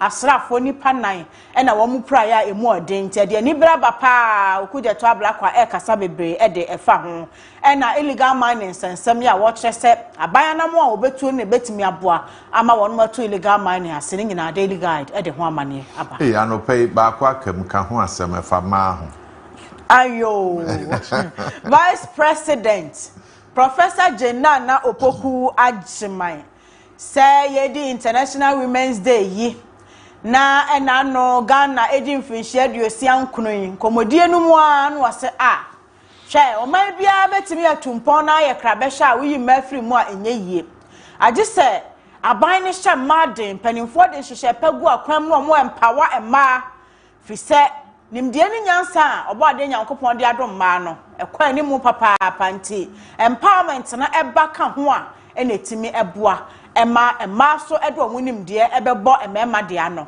na oman ne nkyekere ye fa ne ntoma pefranti daily guide wanyima emfiri mu anope anope nkoma Kojo opon kroma edi na mi bisa se yene ne ya adwen konkomo ndie ne kwanso anu say inflation no kra no ya na emu nkyeremu no akwakoye bebre eye kesene ne ntiase ne ye bibia wo ho na inflation no say you obi anatia obi at inflation no nim say yase atete ne ma so yase empendodo a yatete ne ma so ene ma bo nkosoro say bia utofun we na uto na 3 months ago na e bia 100 cedis and they use an koto 100 cedis and one inflation na say the year 2000 and san ye beto aba ukona so woto ade a ebia okoto school mattress na school mattress no gina no webisa se mpacho school mattress na yesen omso 100 cedis nti 100 cedis no mu gina hwa bo hu anse wanya ko a no aka chen se mattress me pia se me kofa bi no omo de akọ 120 tu gina ho no anu aka chen se mpacho ya tenkra se mattress no ya tum nti 120 ebi wo hwa mattress no was 100 is you and ya me top trunk na maba abitua mattress na ka obeto trunk na obeba no na mattress bo no ya tu nti hu se ugina fa akono ane ye toto ne but se eba form a de kan ne se empendodo a ya tum no de bia ubisa ade no dwoada ukuada obekọ na saa na bo ne te ifia da abekọ na saa na bo ne tie bia ne na awotwe achi na ye tum but the bre bi de te said ye me no okan ade achi bia ye tum ti ade u se adwen na obu asika no a entimi ma onya de open eno na eba na eno ade entete niema boso but ne Kojo kan me ne ye adwen ne se ne ye hwa akoto aba enye inflation figure cost of niema sika ba ye nsem no ye de ye ene no cre because I'm sure that when your concerns na eba na no mi bisa electricity asem se ebre bi atwam na electricity no se na atoto no ene power no se na ato bibi abeka ho niema ho ana te bibi meka ho a na wa shazi bisa ho se na abrabo yi ekoyie ma ekoyie anaze nkoyie se wo abu akwa na first na wo fre abu akwa bakuma ase na wo beba bidu no na waboka 5 cd na ofi abu akwa ofi kuma ase san kwa abu akwa na oboka 15 cedis na cheze o kesika no akona nim chen first no nti wo hwe sika e ba wonsem ene ka wo bo dize wo kodidi a ebia na odi 10 cd ene ebia 15 cd ena udi aduane kro no a nti se wo hwe wa bra bo ne ene na ano a ye kasa niema ya obagi atum but ye kasika e ba wonsem ene ne efiri wonsem kwa de efiri wonsem kọ no adoso isi saa no obeka se nanse me ho chiri mi o eso na ye nyina yes enema ye but ono de ohwe na bra bom ni sika se de etia titiriu ne se ebia de e ba wonsem no ebia mfie be ye mienu ni ense san eno na eba nanso niema a odi sika ne no we mponye awudie o ye awudie esesa wodi ye hia de afi na obisa ho se na omo se oman mu aye The same one. That's the issue. Yeah. So the Daily Graphic this morning says, First Lady urges action to advance gender equality and condemn attack on UN peacekeepers. That's from the Foreign Affairs Ministry, pressing on the Commonwealth, and Kaakyire mentioned that. There's another story on the front page that says 24-hour economy outfit signs take-off energy deal. The Daily Graphic. The Daily Graphic, the Obokrata no eba enano pay or made the Obokrata na ne batan enie. Ano pay wo ba ya wo de ye ma melody na mahama oba penny nimfoni aba.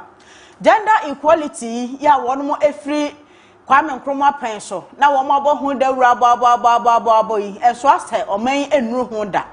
Sadie emanu ani abre ya won mo eprese wo mo be empower ema no oni mema nyina agina fapem baako nya bibia mema ye ma etumi aye eno anu omugu so na maame Lordina Mahama ekyerese empanimfo ema wo mo ani enku saa dwumadi anase enhyehyɛ ne ho na anamobia won mutu a ebeye yie no wontu said ebeye asa gender equality no ebetumi aba na ase mema no ya afa ma ne so dodo ne ma bi wo ho a adwuma bi pa wo ho a wokomu a oba ba akokora ni ho mema nko an se ahadwuma we de ye mema adwuma ada na ye mema adwuma e ma so ahoden won betumi aye bi ti gender equality no ehia ya Lordina Mahama Kama Daily Graphic aboho amane yera Samuel Okujeto ablakwa Omen so afọ a wɔhwɛ amanone nsɛm ne Ghana ne amaman nkutahudie so ɛna ɔse no kwasɛm paasa na no ɛkwan a bomb fa so ɛkɔtɔ Lebanon Ghana asrafo atena ye wɔn ɛkɔ akɔboa peacekeeping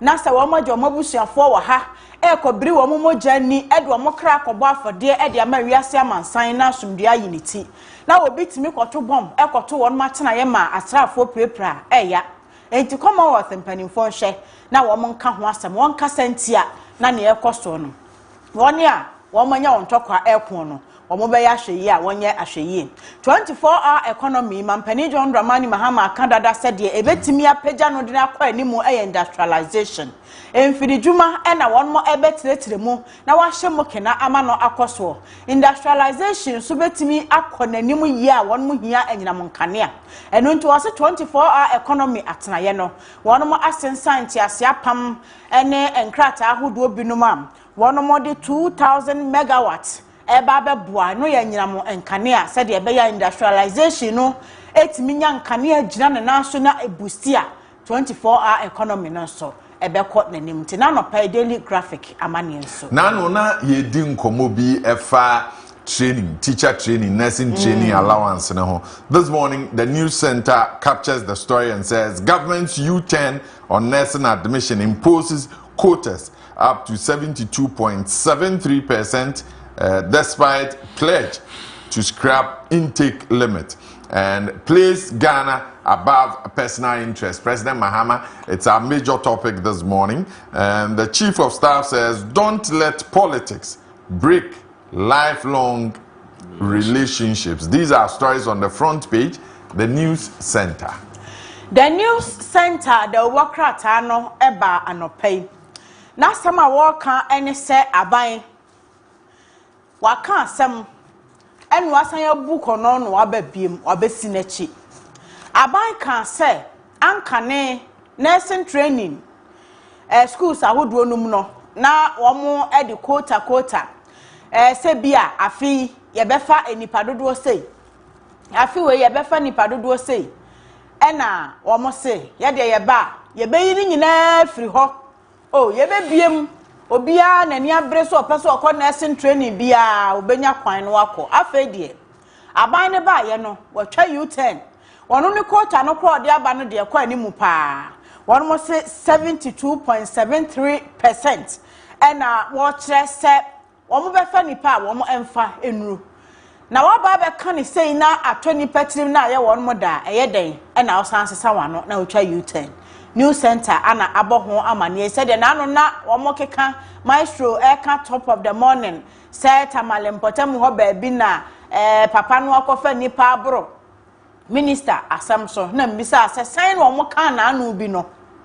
ena aba besi ene eno abi na new center aboho amane mampani John Dramani Mahama say Omai beye ya efiri yaniara Ghana Ghana omai no na awo yen ne yete omai num entima obia amfa ono ankasa ne bra mu yedie eni kan ewo Ghana enkan kro esoda yen hwe se ye bema Ghana yedie ne promprom ye ne nkan kro ada yakoma so kane ansana yen ya hwehwe ye yedie enti yen hwehwe Ghana empuntu na de aka bia Ghana nya yenso yebenya ehom propro wani bi ne yedi mampani mahama amane ya new center aboho amane enono nti ena no pay ensem mienu ya yegina so na chief of staff Yera Julius Debra wono so kire se politics eta atitini pantempa obi wo ha no obi wa yonkofa efrim emfie bebre nanso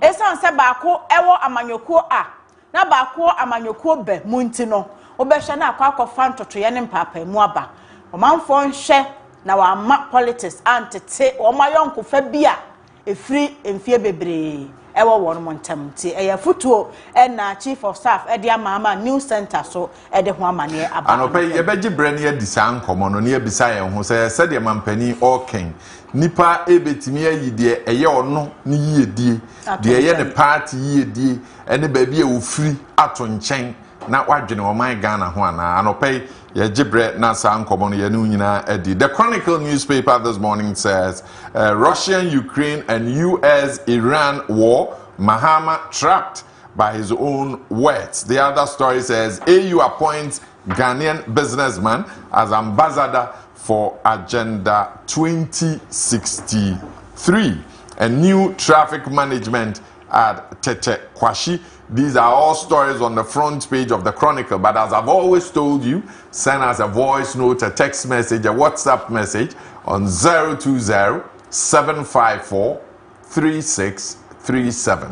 020-754-3637. Oba, you know, ebedin komo. Se uyobia kasahari no weni eje hon. Uyobia utimi ede kasahari no edin komo etonyom. So we will be a onyum tono a concan akwenya aba amount. Gifted Icon Season 2. Gifted Icon Season 2. Ebraso sa onso ye boaw na de nyame ede adua omuno amansan nyina ete. Nti sa wote ye nka no pe bra wo hwen wo fache television so a bra ye premises ha ye wo bantma ye ne bantma praise be asore no na ehwe ni mu be register Gifted Icon Season 2. Niema wakwenya na kasahare ananyum to mu bia ano. Wonso mawiase ente wonka.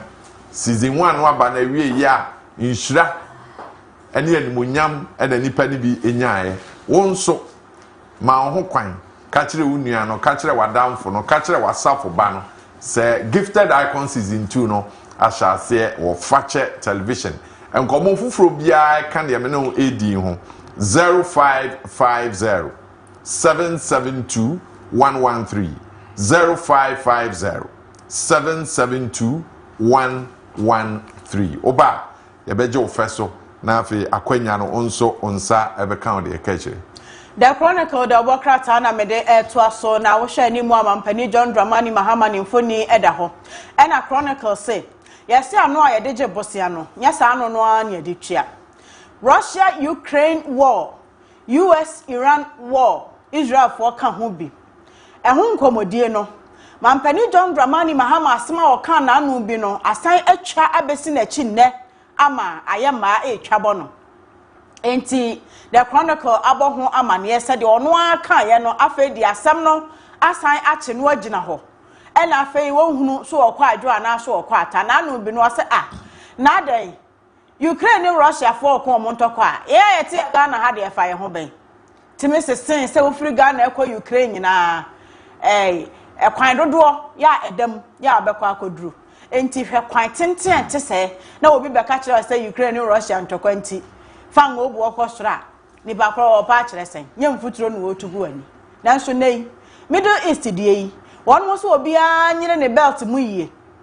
Uni bi crack or pesting belt na fire we yam free say ene emre mu oden beba emre mu oden beba na chese betimi amafa ngo buo akosoro se de anope na Maestro free ya no obobo so eba no enti Chronicle say na no dia wo kan ye no nya no ana na wo kan ye wa wonsem ene ne de eye achewo agina hoi na ye say African Union AU one more apal Ghana ni ya wo ye businessman ni dwumadie ekwa animu ya ni din Ede Godrich Ankra ni ade sa wono ene meye ambassador ema wono agenda 2063 ya esi wono mani so no wo mugidi se Ghana ni ena ebetimi aboa toto niema ama African Union AU for wo mani so ade hunu 2063 wo mo pese wo mo nsaka no ebetumi abamu nti wapa owura yi ede sa adwuma no ahye nensa the Chronicle nkomo no achi no ka chiri ma menkeka de ubon krata no aka ne mum na mimpeja wo mu nyina asemba akwa wo mo kana me no mienu yeni hu nkomo ansana ye de akwanya no ama won a wo hwe no na won so achira adwen se ukọ Ghanaian Times a enema asi e wo Lebanon no na wodi hu nkomo se wo hwe Ghanaian Times kro no a ema nkomo no ewom dendenden se ukọ Daily Analyst mu a ban no na wodi hu nkomo but ema nkomo no edi akotene ewo Daily Analyst mu pa the new trust nso enkomo no de emu odu pa efa ema enkomo no ho na enikasem eye asamba akwa the ubon krata no eka the Daily Searchlight na oka say oh ebra His Excellency John Dramani Mahama eka kire wonwa woye adwuma no wapa wo mu se ma wo mu ntu kwan no enra wabu ni ketemu a oko South Korea akodwodwo no ho sa na Daily Searchlight eka no e won nkomo ni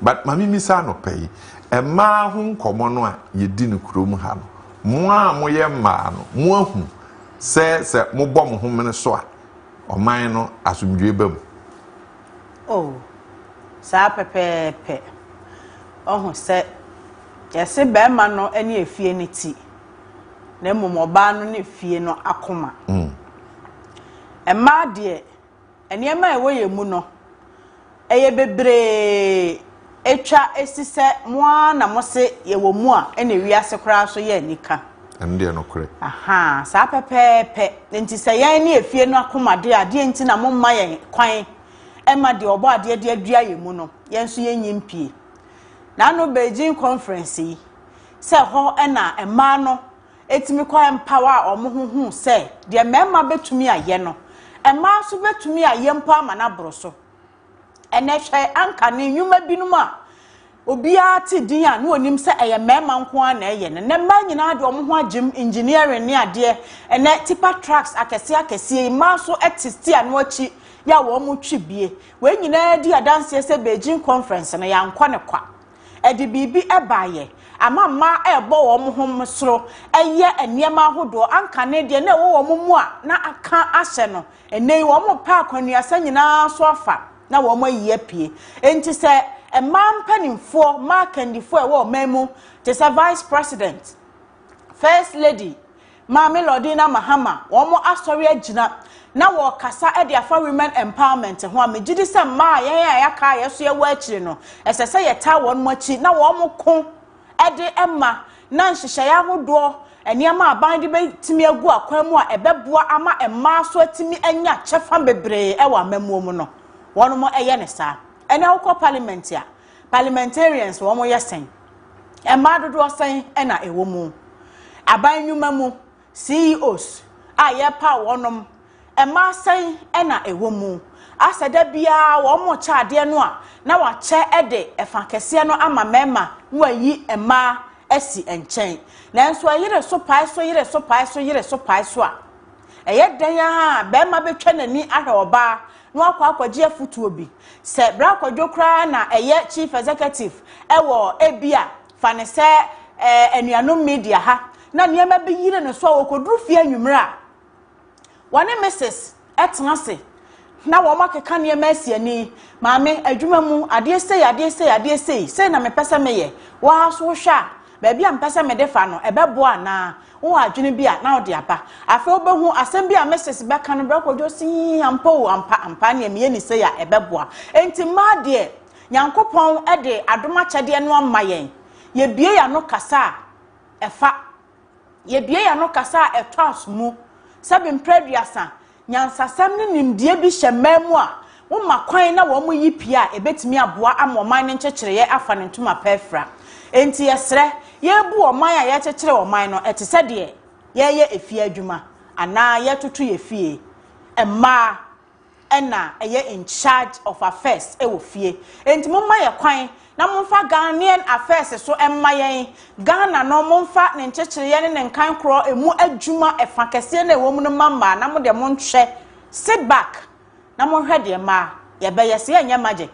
Emma Ghana, and ni Enna ni mutu ananti. Media women empowerment, no, me jitum. Afe gender equality, no, so mumma jumani and I no munya pefi say, I don't know, yes, ye will be. Ya ye bet me dia boa Amagana afan into my pefra nti me no mo e ya adwene papa. At this moment we will sit back and we'll allow you to speak to the president. Sabri woni mampani enkasa yes sit back na afi ya mama no take charge na monso ne yesese mo ne mampani di ho nkomo no woni omo edi ho nkomo 020633 4646 0206334747 Oba now ne mampani edi nkomo mesre oba o television set no na we reduce volume no said the ebeya ye betimi ne wo edi nkomo messages kakra yensa aka no Maestro these are messages no so ebema ye guso a ye di nkomo fache television so na ye we Maestro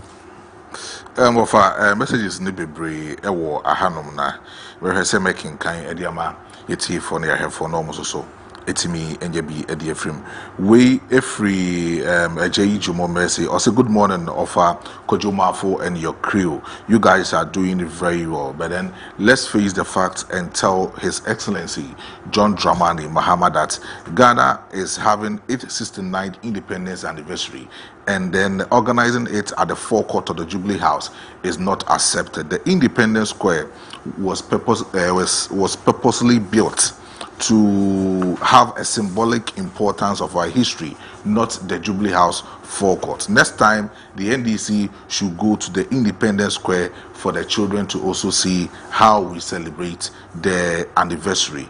We free Eje Jumo Mercy Hall and also etimi ede aba anope. We also free Benji in Fancy Syria. Or say Syria, or say some people are praying Israel, American and Iran war won't stop so that it will affect our economy and cost high standard of living. Used to do some politics, as some people claim a few years ago. It is Russia and the Ukraine war. Enemies are not God. It's only cocoa issues that has come to disturb us, but we are hoping that it comes to pass. Greetings to Okumkom MCA Achuma in Wabeja South and also etimi ede abaying ye fidie so. We also free John Kojo Logo. Also good morning. I'm watching you live from Aveyime Bato in Volta region, and also etimi ede about Thomas Bismarck as a good one day. Congratulations, the about Al Hassan Bawa as usual. Also good morning of Kojo Marfo, Opoku Justice, and so say good morning my big family, and also etimi ede about offer. Right, and ope messages no kakra yensa akana ye no channel.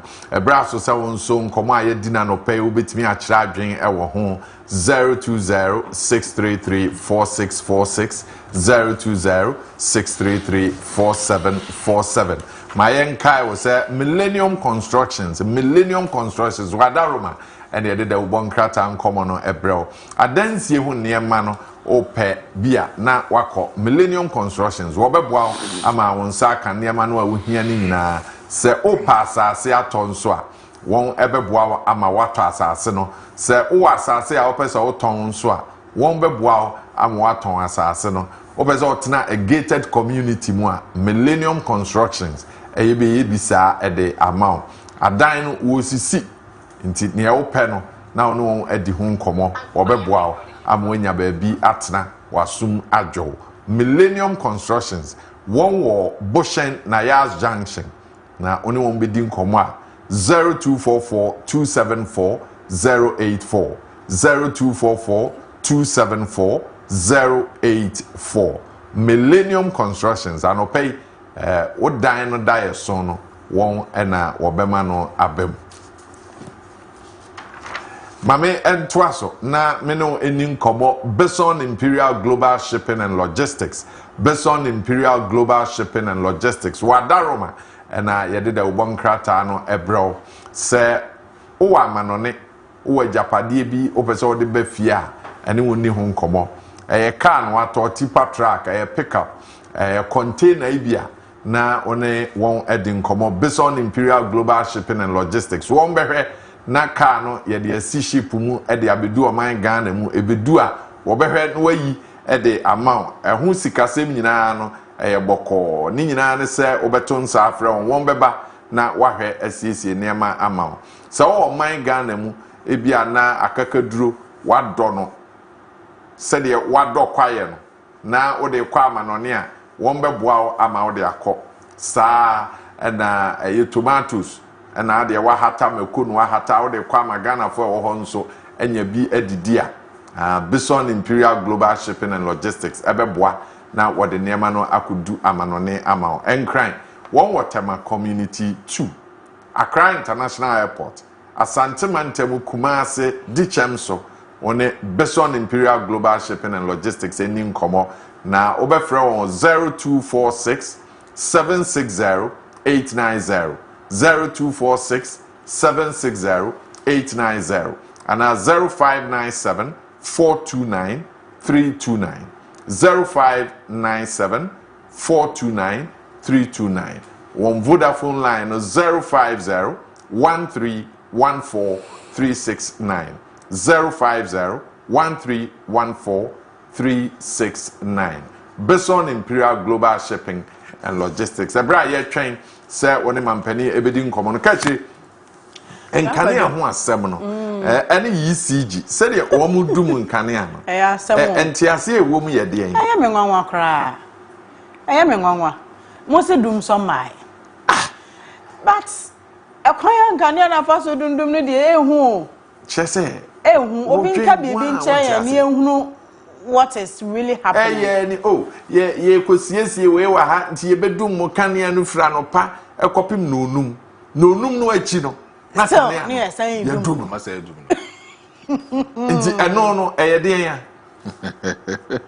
won because enema we no a na ema complaints no eye kese no sa obi mpa wo nema apam of course you say kanea na ye dum no wa hye obi so ye nema na meba be fa de akoso ma hoho obekọ no da so gina ho adan ya me ya na yedum kanea enti ECG for yesrem why ye pa mo ache opa kanea no ye de ye adwuma same fidie e man nkofo ntimi mplane nti mo adaroma de asi no mo ma ye nyina ye hu a na ne yesi ye nso ye wo ya brabo ho no ya ye wo ya brabo ho obi wo ha efi be memendan onya kane adenti baby to say akrofo mo ho baby o medum mo nkane ya saa anofa ade ba ko ne say ECG for no instead of them to come out and then tell Ghanaians say this is the problems I face ewo economic institution honum no they are not coming out to tell us the problem ECG face say mo a oban photo prepaid omunya massive increase ofrefo bi aba man so mayede no eninkomo hello good morning. Hello, good morning. Hello. Hello. Okay. Maestro. Hello. Yes, sir. Good morning, sir. Any man penny kasa. What? Hello. My problem is the Independence Square, as we are saying. It is actually very important in the history of Ghana. First of all, I'm sorry, my name is Sam Matai, speaking from Obuan district. Please go ahead. I should go ahead? Yes, please. It's very important in Ghana's history. But the problem is this, reconstructing that place now involves a lot of money. You see the point? The money has been, dissolved or stolen by the past government. So if we want to go to Independence Square and do that, it involves a lot of money again. So what this the president is doing is trying to curtail the small amount we have. As time goes on, by all means, Independence Square will be used. So those who are craving for Independence Square, they should relax. Things will become better for us all to enjoy. Thank you very much. Thank you very much. That's Anope Maestro. May I show a message now? Can you and Anna Udi Hunkomo? Hello, good morning. Hello, good morning, William. Yes, sir. Of a pattern, my son was Santima Kofiat, not a coach. Yentio. Only an opedia, mammy, and Mama Basso, Fatty TV, need to make dear Modiano, and so any papa. Only a mammy can't say a man penny, I would tell you, so they say, my young $5 $1 coffee, inflation coffee, tea, Ghana, you did walk why home. Ghana, I won't tell what papa. Titru Unia, Miss Roman penny, a queer for when you year airport 3 months in ye. When a queer for any year, Kitika, Uno, and a blue rubber. 40 cities, and soon to me, Fanto, we decide to cry, and call for Munko, Yajumau. It's no man penny or ban also or Bamerkia for no more ban say. It don't man penny yesterday. Bush, I will say Criafono, and there one my incentive from Papa, and there blue rubber. 40 cities, now to 40 cities go yes to come for talk. Boko Tons, I want to me Fanto, if you really decide condemn the farm when they condemn 60 cities, 70 cities, and there blue rubber 40 cities. Yakobo was our hand, yet they are so to decide. And to my penny, when you're carefully near a dear query, I know the pa, Medasunia. Pay say one man penny, Edin Como, Ghana queer form Como, and I no pay Udi. Hello, good morning. Hello, good morning. Yes, sir. Megan, about the summer cousin. Now, some catastrophe man from Abia.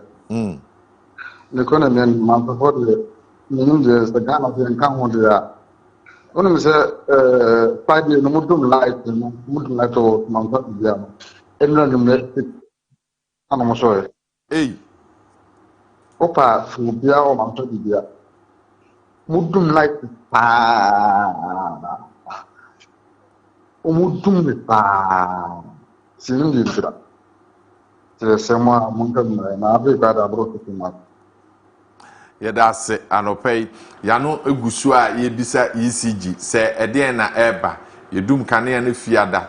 Na enura nwumre na yesoya na wabisa say de oton nsuo de oton drinks de odin kanea eye adwuma na eye adwuma no obeye den cost of obeye den eti nkomo no yesre mo enye yeye maintenance nti efiri anopa no nkrokosi no nsia nkomo ne yedi no ye ka won a ye mo amane nanso yedum won kanea na yedum kanea no a ye ntehwe and Ranjin Suye by young Kanko for a bebrewer who free pa. Hello, good morning. Hello. Hello. And common that's why I ended. Hello.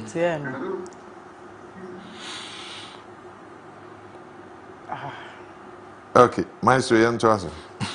Offer into ECG problems in there. I think say I was so almost coming up with some good information, communication to read the public. No one can say this is the problems that offer or more face offer.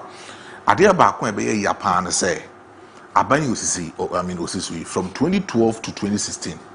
Adia na Ghana for every power Ghana was electricity. And on Namusuma Ghana for no be to Abani waiting to so government. Offer. Ebeye Yapa said the second coming of John Dramani Mahama at that time. Now or no the president of the Republic of Ghana from 2012 to 2016. Mamen for frefwe na memra to our common. So good morning. Hello. Hello. Hello. Yes, sir. Yeah. Good morning. Good morning. You are near have to be here. Me did this all here.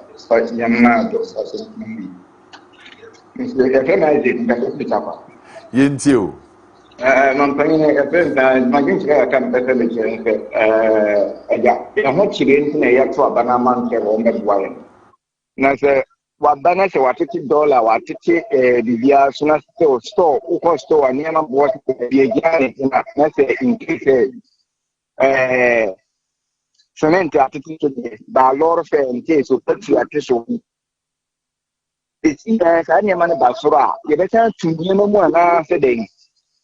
Oh, man, against them.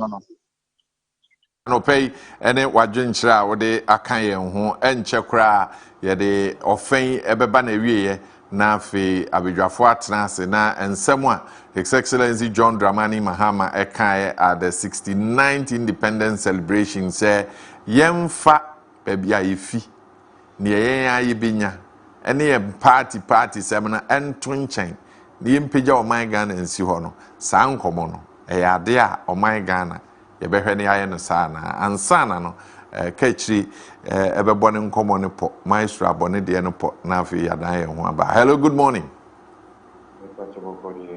Adom ma one so kakra ma yɛn. Nyame adom. Na me pacho mensu busa say number plate in sensemi last me play as me hu de ekubia still na yala sika number plate mai they say ye day na de na mo nso ka fo akafa ko amaye say yala sika somewhere general mu up to date plate mai number plate mai na kan see okay ne yapa mo yapa hama edi mai na be mienu my nabe mienu na yede ho anu yie ebebro yebekọ ne akobisa ho nsem why yo yeda se anopay Kaakyire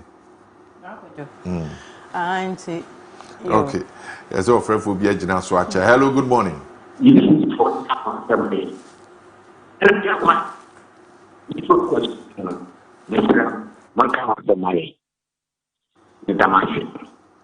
Okay.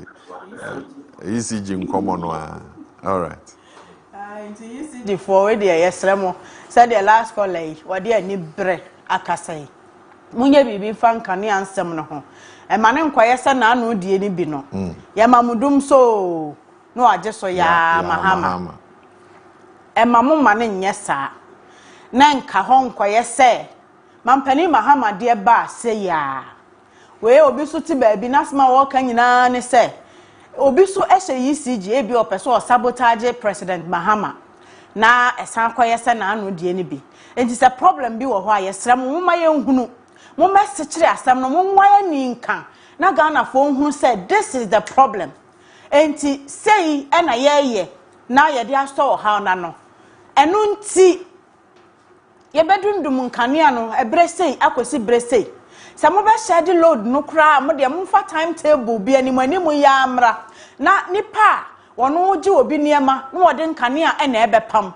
de wada waji obi adwuma wokososo ne nade ama no na wode kanea na beye de wokoto fish e de abegu ne fridge mu aton e woni cold store obi atimi ada ne ho so na wode bre na ya adwuma ebeye ya se wokofa fish na de abegu o fridge mu na di freezer ne so ya fish ne yes eye dia na adum kanea e bia don hwere be nsia enso ekodu ebeye dan na nipa kro won moka fise enam ne gumu no a ebepro enti yesre ECG fo Ghana fo asu ache beye na kakra ne de eya aginsemo saa enhoma no amosemu yiyi ne ye de aye kwan no eno de nka ya wi adwuma na moye no saa wi a anwumre no ya na eno so e sempo omo dum omo de daytime no ebi mutimi to omo 2 days 3 days adan nipa no onye den no atena hwe ne huhuro ne hyew bebrebe wo wiase wo kokete so kra wo ntumi na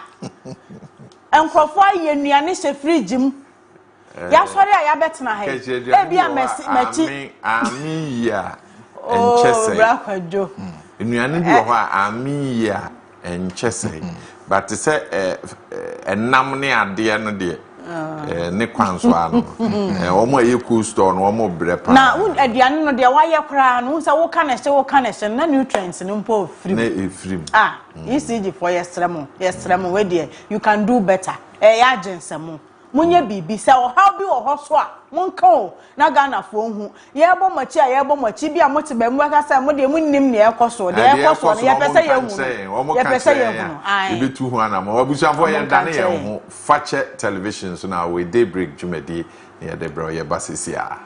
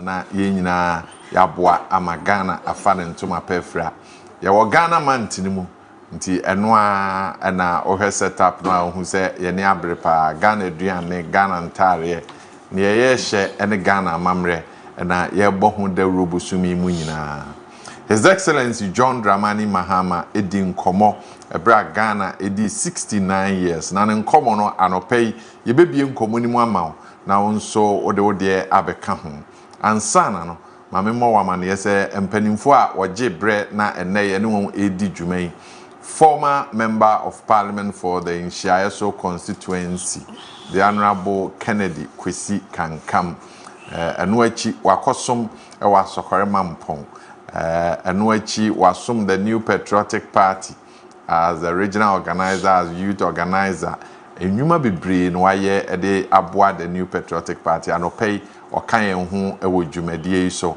sa na lawyer Safo Duku Samuel Kumasi Asante Kotoko Kasamafo a odi won hu nkomoda ne de a o se utwa ne nipadua no ho a moja no edi adanse ze oye kotokoni prekope eno achi oye a member of the political party a enei wotia ben nkomo a warisa aguya asum ne kire se party na ebreso na wo ma ho kwan ama nkrofo abegina obegina na party no ahwe no wakari no na omo ato aba ma na be regional secretary for the party ewa Asante Mantemu anopei lawyer Safo Duku ha ye ne no edi nkomo ye hwe animu se yenua Dr.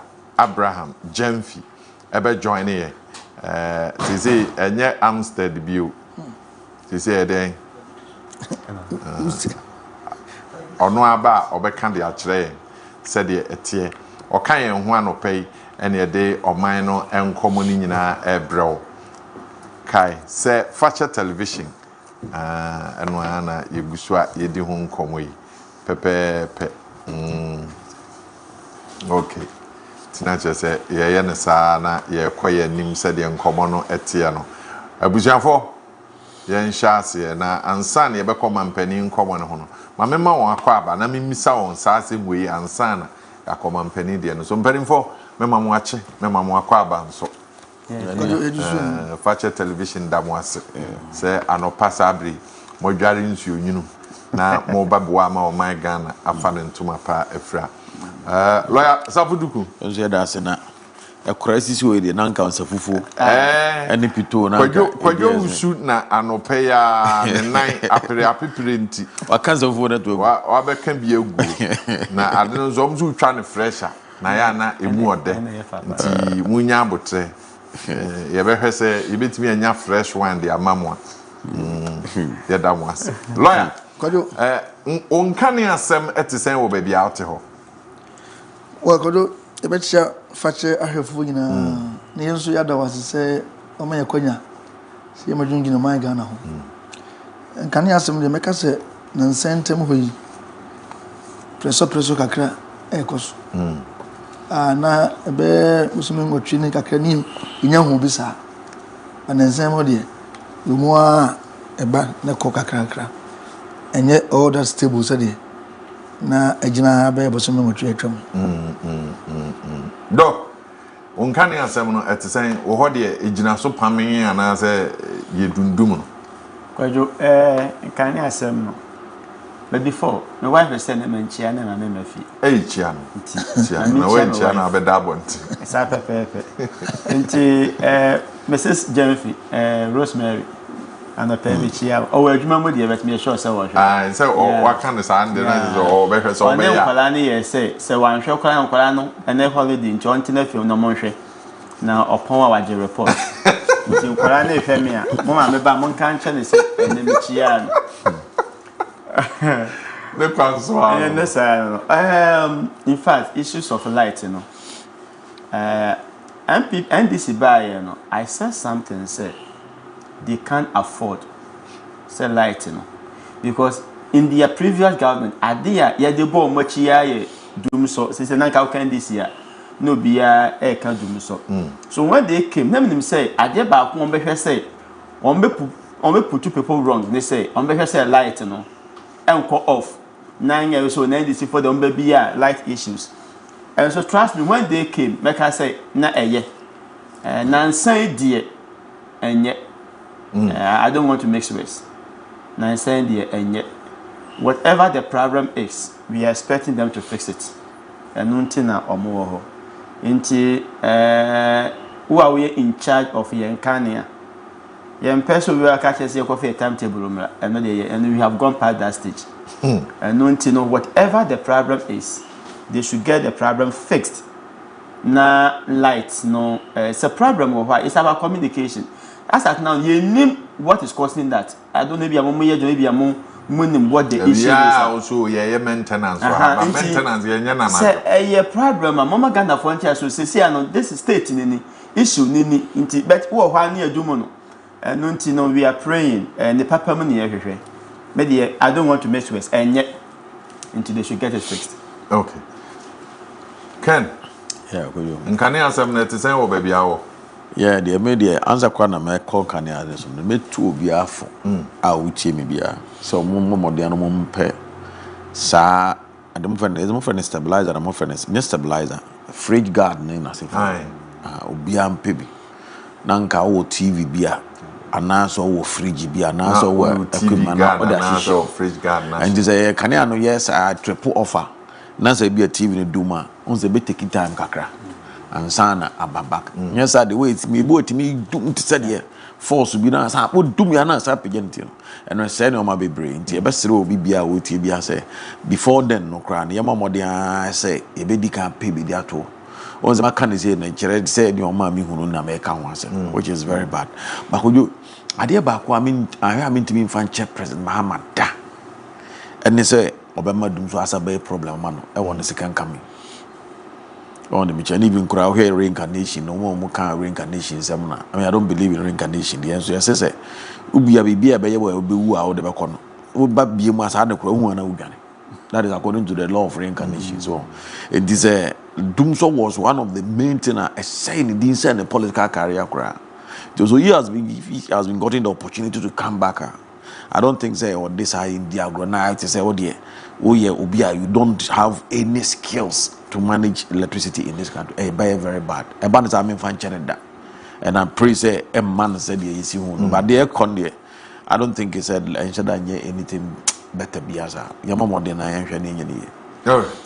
The one warshare name penimfua warshare and open titru ni ECG adwumayefo amwo moma yenhu nia ekoso na yenso yenhu ne ebeye ho na obi frɛ ya yedum ne kane afiada enra anwumre na yesoe emrante a wo mugu wo fidua mu a odumfo bi ebeye jollof ma wo mu a wo mu hwɛ animu sɛ nkaja weekend wo de jollof bi beye jollof no akosɛe eno mu ahiti ezo go di sijas no numza eze omu hiti ye no a omu ebehwe ho ade na na ja idum nkane ara omu twan aba ese ayi bibia wo ho nti yesra mu an nkane ana asem ne de ade a ha ya adwen abusuafo ye wie nkane an komo no yenkotie His Excellency John Dramani Mahama the 69th independence celebration na empanimfo enchira adwen won komo no.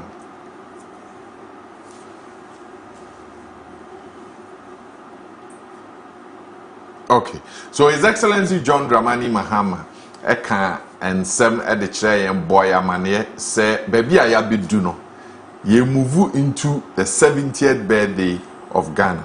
Na say ye betimi a celebrate Ghana in the next year. As I say oman no akwanya ye de amaye no. Ye free say me party ni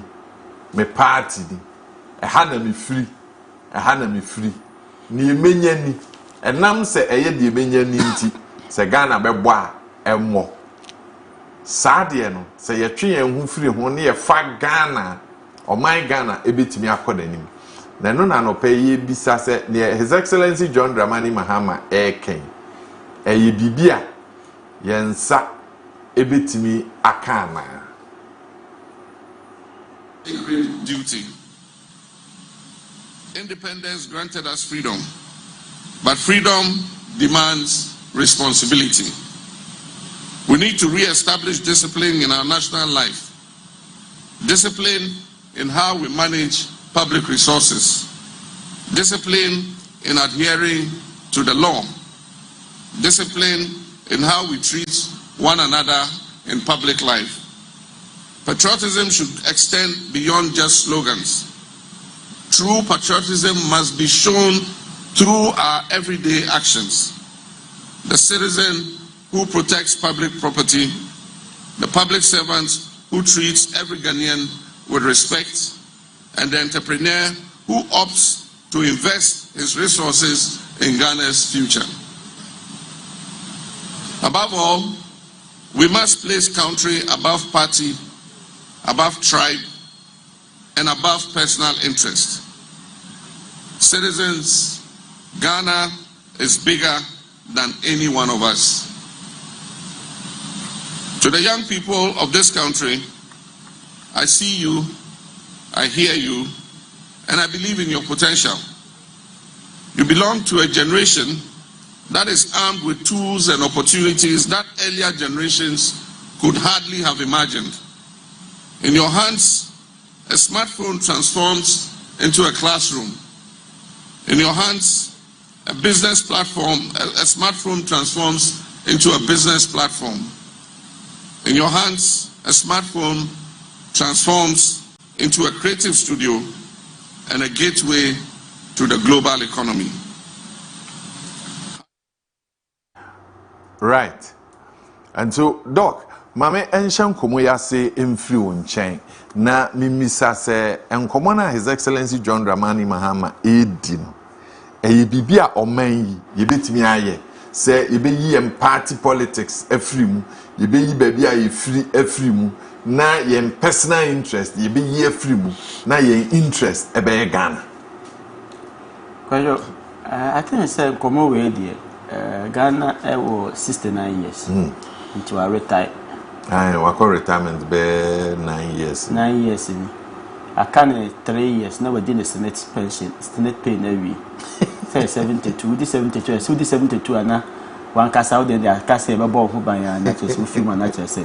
I think that's what I understand. Say we after 72 there, natural say assume say we Senate sika there where the amanasa.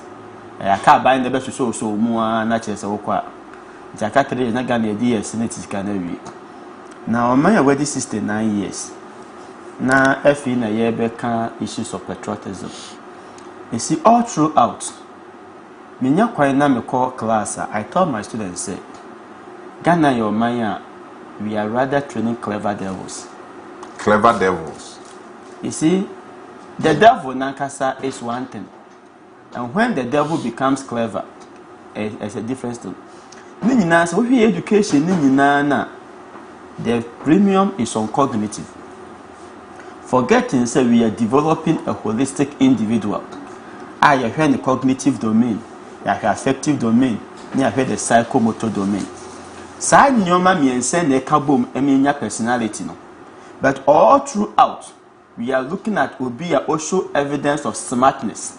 And it's a nipa no area and kay attitude be your credited smartness. Oh, or you're very smart. Ntina yanche no no. We forget about the affective domain, any behavior, and say no many nyina. Na ye de credit na akwose na adwen na eye adwuma eno nti no obia e de na adwen na edidi sese ase na ye kan no nti kwan a fa so a wode wa adwen ebe didi eno na ye kan nti all throughout your education ni nyina akwa evidence of knowledge ne eno nti when it come to suban there we don't talk about it as some way we shall say our classroom the true examination my planning na say nipa no ababen take government appointment ni nyina show ewo hom say people don't care what the other person will feel. It's about showing evidence that we are smart and you have been able to overcome I'll go through that and maneuver your way out through the system. And no one say after 69 years near back so oh I can't 1 year near this 70 years inside 1 year no and a year be say patriotism be a juma there. It is unachievable. Sir, it cannot be that people would continuously be partisan. With you see We should have started this long time ago. People still say, oh, me asante, me kou, me dagumbani, me nkrani, nti ano na me hwe na nyo man. This is an issue of culture. Sana me entity no. Me assure say we go back to kwanu kuma na be omhu kakra no. San komo we ni because you felt that the people because santity na efifie in neighbor. It is when education change now ebeye more of grammar no. Sa efie entity sa patriotism obi do ne nua onsisi ne nyonko ne sa nyoma no. Efifie neighbor. Tell yan say your school education curriculum na yakumu no. Dodo was saying na e focus on say obi do no bi. How do we even assess this? Or to a who exams are actually say it's something that we answer with Danedy. And sanctity when should have come from our homes, from in collaborating, and can say this and that same way. Elsewhere, from the beginning now, that sense of patriotism, no, yeah, they are sharp animal. No, the any. Na nipa na go through the system abapa e dia ba betina abanya konwa so a no ka che nso afidie ono Ghana na se Ghana de wo ha on se Ghana nya bi first and so no aka sa nya bi. It doesn't work just with it. It's not an event, it's a process. And you know the ever Buane said we should revise our curriculum, our education entirely. Now right from the beginning, your man kwala enya that sense of patriotism me Ghana ni into only na woni mu dada ne bia na che awie no afini e beka che nipa sanka meti he na se bia mewia oban sika na nka wona ba beka che me se menyai something that I have developed over so many years. And ultimately in common way we should go back. Young education system. Young the kind of education that if you or the agent of socialization. Young shot you now right from the young macaroni who said, you sign your manual way. You know, funny thing, I was invigilating in 1 BC. And the question was say, that shall not steal. So that shall not steal and not copy. Or copy that shall not steal.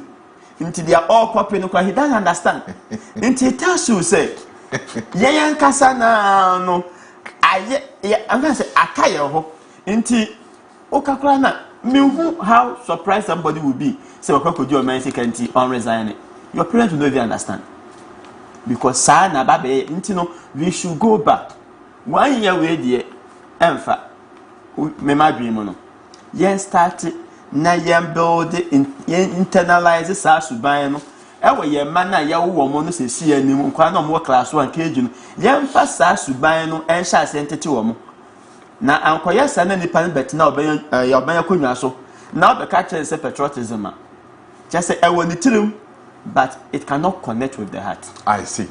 Dr. Abraham Jemfi ne nkomo a edikan efa mampani asem o kan lawyer Sabuduku mame emra hoye ebekwa koba no sen na onhwe oman no nemum obehwe political party a wodom obehwe ba bia ofiri ene wa ne obenya nti na oman Ghana adampan Kojo mame en chasim to be bia dog edi wiye no na menka se me gidi se san komo we awo Ghana ha no mache.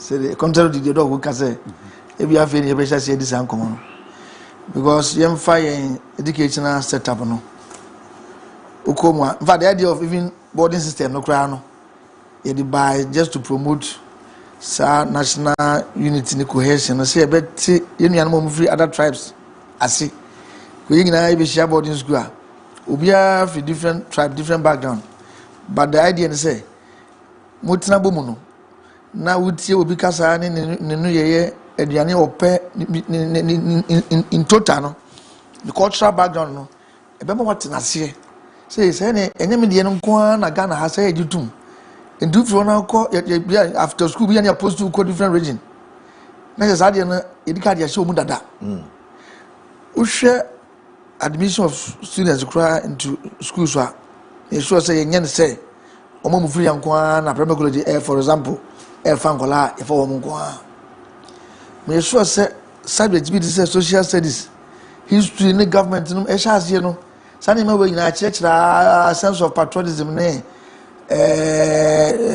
political and religious tolerance no offer tititititi wohwɛ yɛ national anthem nsɛm a wɔ mu general assassin nsɛm a wɔ mu wenum nyinaa ɛwɔ hɔ nti me ne nka wobusa me mpo a anka mɛka sɛ mmerɛ bi atwa mu no na ano ɔden sɛ has improvement kakra mpa aba oh yes because of our real nneɛma yɛmfa the political scene koraa nyɛ example wohwɛ 1992-96 results a na ɛba sɛ NDC stronghold a ebi MPP koraa wɔhwɛ wonya 2 koraa hɔ in those days pakojo ɛnɛ yi aba bɛdu sɛ even in Ashanti region NDC timi win a seat it is a president mama candidate say is real going there mpanimfo bi adika aka Jesus yi na yɛ to so sɛ deɛ ho hyɛ mu a kojo stage away you better na anyima sesa. But the concerns of the Ghanaian ne say asamba kure yi mu a na political party kuo ni nyinaa kɔtaa nipa no akyi sɛ ɔyɛyɛ party ni nti asɛm no aba no yɛnyae ma asɛm no yɛnka no sɛ deɛ yɛka no sɛ party ɔyɛyɛ kurom ni yɛne ne firi nti asɛm no yɛma yɛnka no sɛ deɛ sɛ yɛka no yɛne ne kɔ asɔre nti yɛde akɔmkyere ne mpaebɔ ɛtaa n'akyi yɛnhwɛ deɛ asi no ɛno na ɔka sɛ nti afei ne yɛba asɛm no mu nti yɛmfa Ghana for generally no yɛnyinaa yɛpasomdwe na mmom saa nneɛma mmiɛnsa a woka yi politics tribe religion ɛwɔ influence so ɛwɔ mu ɛde ntia sɛ asɛm kɛseɛ bɛkora mu paa na sɛ mu ɔden a sɛ kudwane to achieve ma ana mɛboa because of influence a ɔwɔ ebi a peace council Catholic Bishops Conference. These are people because of omu respect ya omu commanding tino. Omu ne ekoda omu say omu money ntimi resolve. Ampa so omu ba mu so a enema timi eyiyi. Enu ntina wo yifiri mu a enyiyi no. Yemfa the political side no so. Yegina enim say the MPP ne NDC asa I hold on to that duopoly no for so many years. The nature of the competition a woman turning to know a bad thing say we be a partisan seven be free. You go Kojo yes the winner takes all. In this MVP never win power. We go crown up the bill one crown, you young pam crown one as I say, you know, we're going to be out of the office because of your constitution in it to me. Your dear ma the executive no. Ubia enim say aha yɛ me stronghold nti no memfa hɔ no mu eni agro nti sɛ yɛba power koraa no a yɛhwɛ sɛ yɛbɛyɛ bibi ama hɔfoɔ no nso ani agye nti sɛ hɔfoɔ no nso by virtue of that no so no ɔmo tie ɔmo ho afiri mu party no mu koraa ɛbɛyɛ deɛ paa nti abere biara no saa interest no so ɛbɛwɔ hɔ and then the personal interest no so a woka no kɔdo yɛntumi nyi mfiri mu kyerɛ sɛ politics ayɛ abɛyɛ expensive abɛyɛ atuhuacha emu ɔdene abɛyɛ a lot of sacrifices yɛnyina yɛ nim sɛ ɛnɛ ansa na ɔbɛnya political position no wɔn yɛ sɛ ɔtɔn ɔgya pade yɛnyina kora na ade akɔgye nti sɛ nipa no wabrɛ afa nneɛma mu ne nneɛma na sɛ nyame adom na sɛ ɔkɔnya opportunity no a kɔdwo woyi personal free mu ɛnyɛ yi. Yes, but the personal no override the national interest. We should be concerned. We should be concerned. Party ninti, and I've seen a post where people have problems with the member of parliament for Aswansi and the interior minister. Yes. That almost senka akwenya aban. As I say, party a womu abemu NDC funya opportunity eko security emu. Because omo party and a waban. But should that be the orientation? The amasem no nika no ya na ayedin say Kojo ade no Sanko for ya a bebo mo nya position. Say the kind position no benya enough. Into we say and pay ya. O mo na bebo mo nya position. Ye wo man mu a enye issues nko an e digina so eto aba.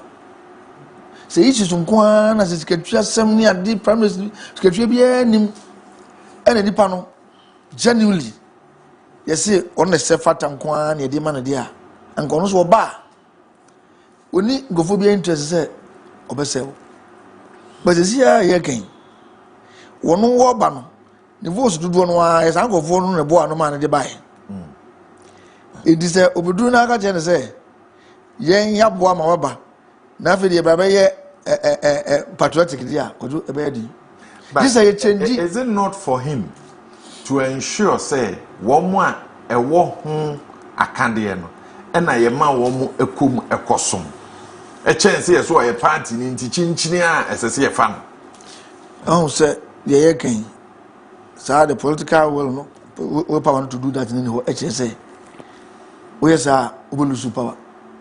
In fact so we say class we say we ya be pam of kunyan so kra enem no ka say my political figures be be almost suffer because of say why not just say be the pepe ye kakra e be adwuma ona bo toyi nso kwa so come bo nya issues bebre idu bi opeso de nesi fam tie ni nkomo ni bia na nya business says on masa ye ntiase mo obre pa eye ma ko pe kojo ene wo mu a omutim do nesi fam but eventually no obesofa. But is that not why President can say yenni sa nkomo no na entien enfri sa ne ma no because party no I'm sure that botaenti a mo ba ban and some bama Ghana ni bia ho behin han no enya mo party for nko because enya mo party for nko na to abama mo nti Ghana for no aka na omo nso boa ma mo ba ban mu no omo de omo ko police mo enye yi omo de omo nya adwuma ya enye yi omo de Ghana kojo se so mfa so ba omo ha enye yi se enkoba no nko akeke de ebeye din se ukana sa na in reality no ye koto aba na se nipa na be lose power because you need to say ubenya power and political power no.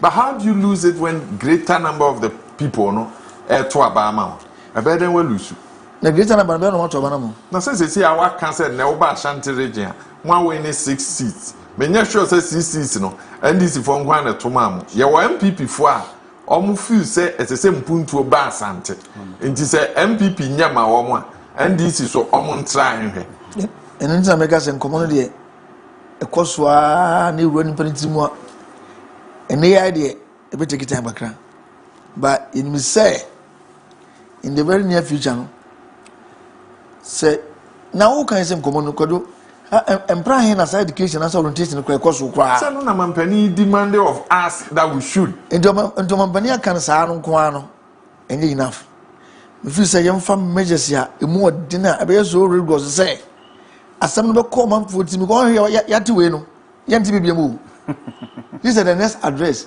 e dey message ni gu kwa mu e be se nipa na dwene se de ye kan ya say eno na me no wo de kodo eno ne ye facilitate no facilitation no say owo NDC mu na wa ma party for no ne omu hia no ma mate ase say eye by merit ena de benya akwanya na mo nso mo ye nhihye wa aban mu a wo mo e wo form no woman so who be high on. Kodo, if you say, Nika said, there should be measures here, a more dear, but be any paku, Kabomusumi, be especially in schools. You be making a say, a part of the system, say, and so more, a part of the system. You be a year extraordinary. But send a canon go on, I can tell you, say, a baby. The Monfanya.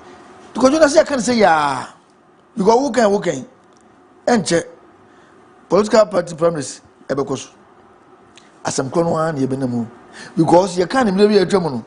Ya mfanchi se bi anto ho no mo a e bese sankomodie no wo man no mu ye kan ya no saa ye wi an so NCC omfanto mo so mo nka obekwa NCC no was ye kra budget kra no ye do to station kra ye ni bi yes information ministry omfancho mo dwuma kojo beyond ya no kasa no me gidi se the ubono ano ye hye ano ye din go me no de You say that is the way to go. But any person at this stage, you know, woman was and it's what they want to say. May you down the consequence. Say the position when you say may you no more you enemy. Because how many people in Ghana? Anyway, to just boldness in Yakasasa. I was avoid you saw you didn't call His Excellency John Dramani Mahama Seminole and Alope Yajibra ye or say you party some not to chain. Baby, I will feel you to chain. What sorry I could you to chain. None your wild person and ye free ho. Not dream of my Ghana on ye besides uncle me. Ye bay amana yana. Ken, for you and Comona, President Mahama Dino. You bet me, I do. Sao, I do. Say, Cassia Bay. One said the Biara me Cadibia. Ghana problem is not about patriotism, it's not about anything. It's failure of leadership. A leadership now, your problem at all levels. Yes. Omunya position, Krana, Musumbe Jumani, they become the victim of the public. That is how it is. You see, sometimes the way I may not say I'm bleeding, even about my own party, about a lot of things, because one was a dear crying in Ghana. Yes, why? Say Ghana to no more Bruni Bitia Bruce, no manipulative. Or no one besses on your man, no one, no, they are banner, what they are bed done before for us. I be also awesome. No nature is the easy moya bra. Since your dear pan Ghana here, is that fuel? Is that crude oil? We have in abundant. And you go there, they acquire some any diamond, the best some essential part of car, then I say for you will be. Since here I see nya wukoshi there, I see nya and you will be a dear iron. Granite. I don't know on my way. But who is leading us? Lee Kuan Yew, Singapore, or Singapore, true leadership. One day, humanity will public is a service for you. Where you will be this will be a reapply. Because what we're doing, not corruption too much. Xi Jinping 1 year in China. So, at the end here, I administration type.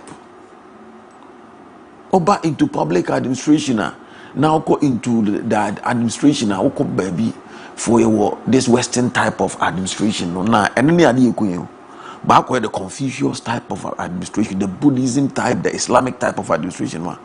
You won't see all these things. Apart from the Western or Western administration idea, now compared to we will be away into administration, that's also in the Islamic type of public administration, the only thing is to be loyal to your country.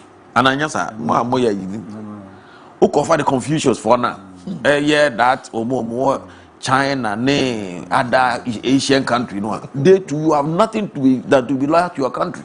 Even the Buddhists that India and one, they also do the same. But the Westernized, the Iberian type of leadership, will be biased, will be it's the leadership quality, and that's the leadership. The zeal for somebody to say, hey, and yes, you say, you can't say. Because you don't know. One of the group of people are failure pie of journalists. I am more Ghana. More failure totally. Even to inform, no more educating. Most of the journalists are not to do journalist work, they are doing PR work. Somebody may say, what's the difference between journalists and PR? PR, they be more than you polish the truth. No more come. But journalists criticize. PR, Juma pa journalists be brave and say, okay, will be a typical PR work by Ghana Police Service. PR yapa the situation is under control. Some people has also we are now a PR come or policy truth to make the situation fine. And yes, who say they are trying to maintain the situation and at the same time calm nerves and make sure that nipa be enko heart attack and I say enko inflated passions and enko they manage the situation to make sure things are okay. But the journalists should be able to tell you, oh, me jina seen her, me jina ni pass me stokwa si we and no kind of crown or baby. And on zone what you man now and you're wrong. But you see Musa and say, how many journalists in this country are the party who are buying more, but you bold enough to criticizing the party? Fakwa busy now I can't come be that although criticize or no, or so be kind of crash the party. When I was MP, they could do party, the man make kind of correct. If you do be any victimizing me, I didn't care. And you know, because you wouldn't. Because a member MC the same thing. Party for you now, but party office. But the man says, "Your family, Juma." What does the law says? That was my popular saying when I was the chief executive of Asukoro Bampo. Opa busa obia all the head of department, all the buyer, all the two. I say, "Mrane say." Yeah, let us get the law straight first. If you get the law straight, then you move from there. Those are mran pair, then you be guided by the law. Let's just say, a bear ding say, you be son, a man, a free one. Anything, a leader, you just need one leader. Me, Dr. President Mahama said, he is in the best position to change it. One was a Lee Kuan Yew, a Xi Jinping, one and a say for no, we are dictators. You can't be a dictator or you can't be a man. But fortunately for President Mahama, the situation you know, or was a dictatorial chance, no. We had 2/3 of parliament, or more than 2/3, let me put it that way. It is a first, and I know 167. So, can't 7 you need to lobby a section of NDC to come and add up to get the 2/3 to pass some of the laws. But President Mahama, independent candidates in the more parliament on. He has absolute majority in parliament. It's all because was a Sagana constitution, no, or parliamentarians, no, so it's like a dictator. Sorry, just he's like he has the dictator's chance. Let me use that the right way. Just on the dictatorial powers, no. Yeah, or was a chance, and I was a dictator. The no, or will be an emperor. On your can and crop will be dinner. See, President Mahama as it stands now, or was adding in but a democratically elected person. He is trying to manage that opportunity now when you're in a chance not gonna afford their money. But the CA, the person will be ministers be honest also make you, but it make you very simple. Sure. We are what then you wait me, obey can be asem, and you feel now question MPH said be a bar man and pass it. Though he has the 2/3 majority already. So what the Lee Kuan Yew, Xi Jinping, mono you know. So within the next 3-4 years, 3 years and then nobody may. But as it's they were paying for his income, we are better not being say or manage and control or manage situation for the fear of the ballot box. But why is that fear? I don't know. Mean country me who say mene minua ena efi kuro baako mene ne kwa asore de but ade we enye ntimi ntaa na chi ade ne ntimi country ye who say mene ne wo party mu but ade we ye nde yemma ho kwan na mra ne ni you ana be ka say see how the politics no aye nyoma bia I know say I'm just trying to be very, very cautious about the selection of my words. It's like political parties are becoming the heaven for criminals across all divides. Yes, all political parties like they will be a criminal, not in a one political party. That is not supposed to be. Ideologies across all political parties, the socialist type of ideology, the capitalist type of ideologies, and all these ideologies, they are not a place for criminals. Look, Anna, sanity and disability, and this is how these people. And the antenna, or no person could in the bonnet, or so say environment, or so could in some ruby, or so quite no basabasa. Now a baby, Jessica, or political party, now I should die as or no party, no, couldn't in say you see the party supporting them because of because a lot of politicians and members of the parties, education and conform. Criminality. Yeah, well, ideological centers, all political parties have ideological centers. Or leadership. Leadership be no sikana wa kuwia. Leadership lecturer be lecture or back just leadership kuwia. I haven't seen. I thought Ghana was unique of almost all problem of country in mind. Until some universities in Namibia, almost all the solutions are with the academia. But the academia solve academic problems and politicians solve social problems. We have entrusted all the resources of the nation in the hands of the politicians. The macadamians are giving money to research into our social problems and those things. Omu a solution and so the politician now or any also. But the academia also need enough resources, and even the law has not given them the chances to be to me the Adani Daniel. Academia also also by clean or politics. Now they just can imagine in terms of age, in terms of qualification, in terms of political experience, going through the mills. You're your position when people. Oh, they're the mommy. Kasepa and because they see that when I get closer to them and they are messing up, I'll tell them. I will tell you so. Me, my imagine is that me can't copy say even say me I don't care. Because I did one day, Obi Beba be ready about me, Obi follow me up. So this guy was somebody who was trying. Me better not make us a minjwa. Me see me buofu, me dear free baby, me dear do. Me see me come out you some of the platform not to cry. My bubi munuyena. Hey, yes, of course, because you cannot sit down and do things with your selfish interest and let others suffer. You know, pay the good of this country. Ghana ni ben also patriotic. All Ghanaians are patriotic. Very patriotic. Opa will be free Ghana. Ghana. You see how Ghanaians will fight the person. Patriotism, people know.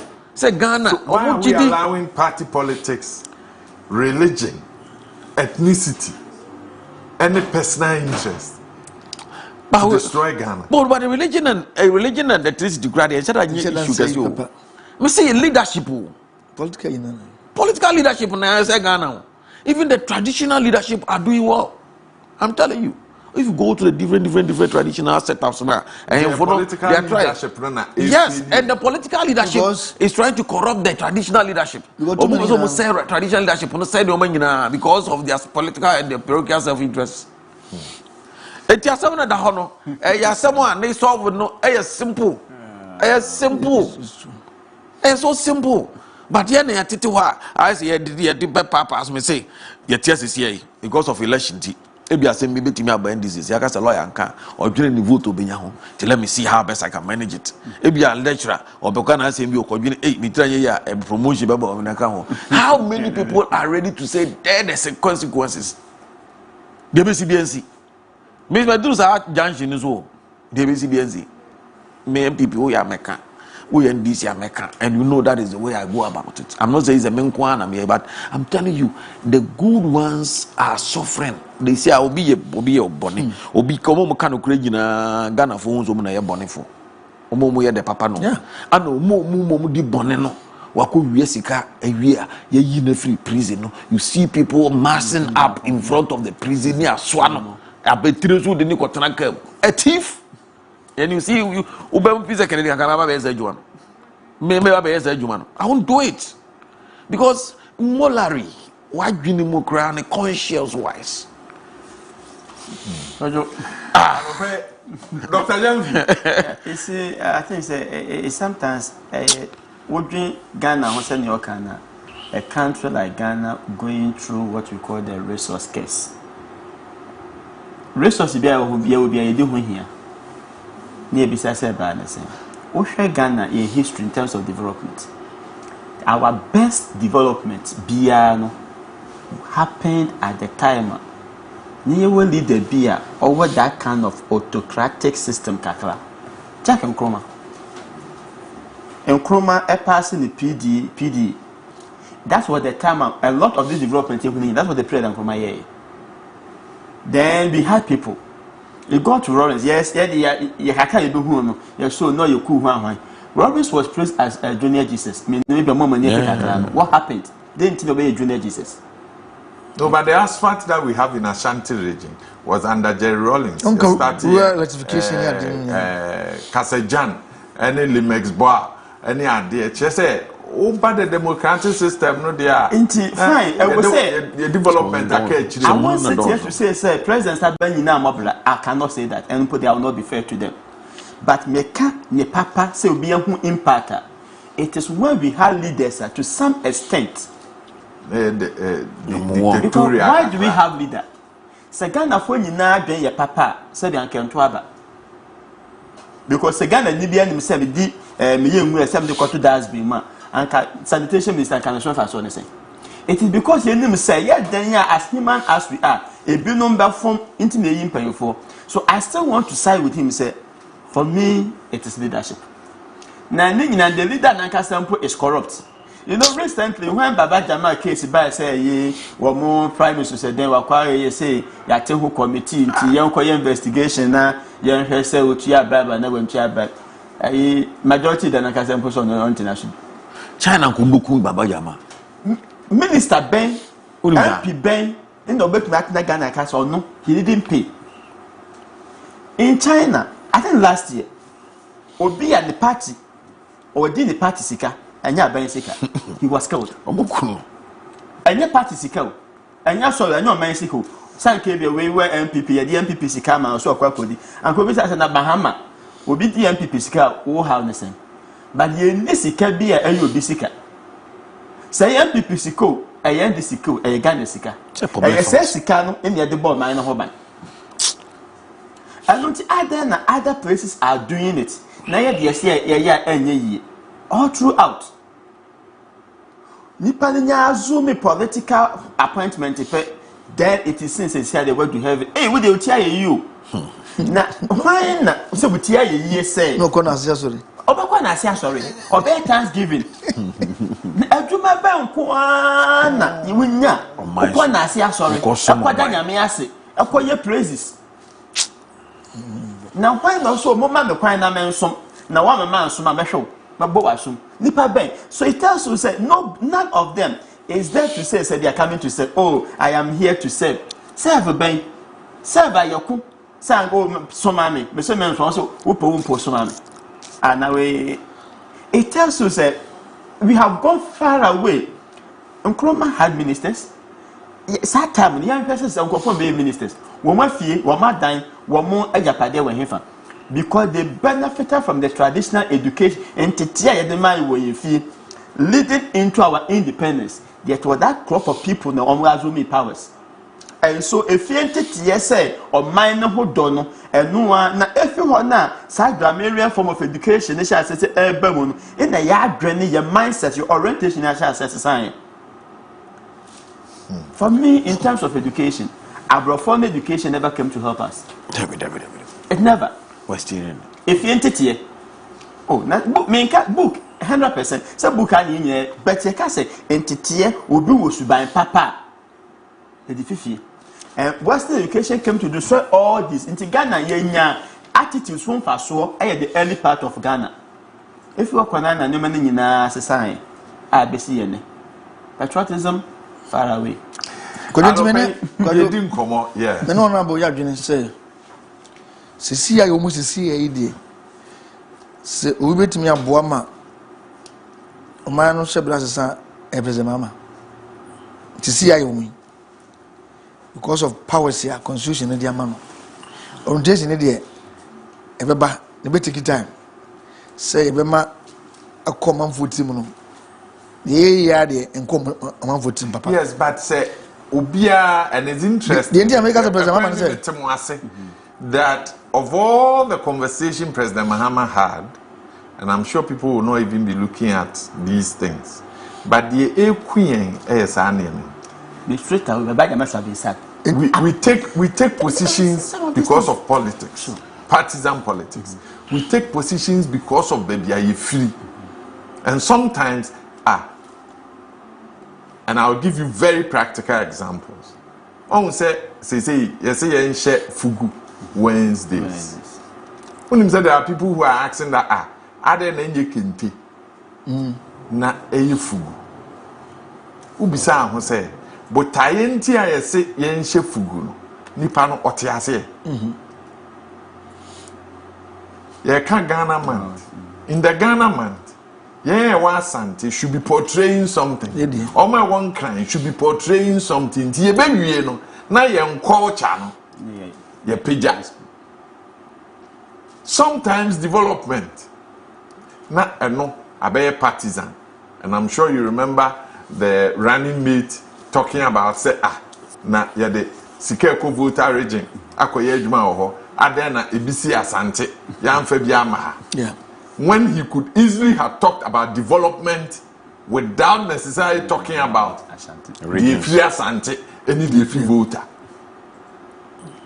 People support candidates not because of a competent, but because of the crew. Then you don't so directly. Is that how to build a country? Not at all. Not at all. Kojo enye no ne kwan no.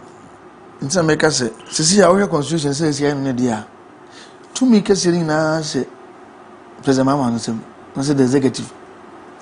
He say President Mama he has nothing to lose. He say unko generation bia mo bia ko to Obama no. Owo the overwhelming majority in parliament. Number na ye there. Party for na number. Kojo no dia no be to me kura no na President Mama onya kwa ben no kura. So man to me ni kura no. Yes, judiciary for your independent. Legislature independent. Now so no go come no. Say Attorney General President Mama na appoint no. Attorney General nko na wotu mi say Ghana ha. Obi di bone na jigi na court a. Na asem no cause obi maka asem no muntwa so majai. O man na ni hu biem. Je mika question say. So man pani Mama de na si fam say. Ono ayan krofo no.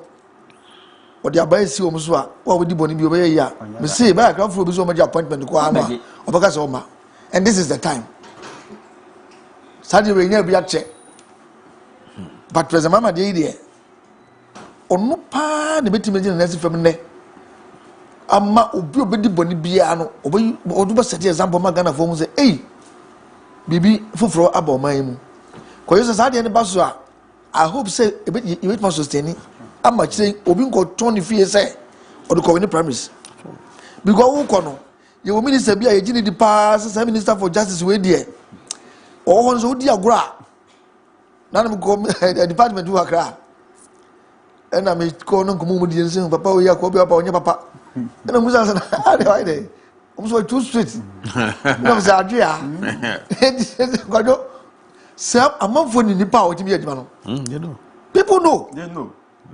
You need somebody who is. And I go just say what decided so Juma. Ghana for no support to. Make I say a brand to be for busy can also command no. Make I say Pentecost nibi. Who catch idea unyai? Yeah, a lot. I just go ahead and Pentecost for for Juma. Obia so you command bibi, you command bibi. In the kind of work a party papa.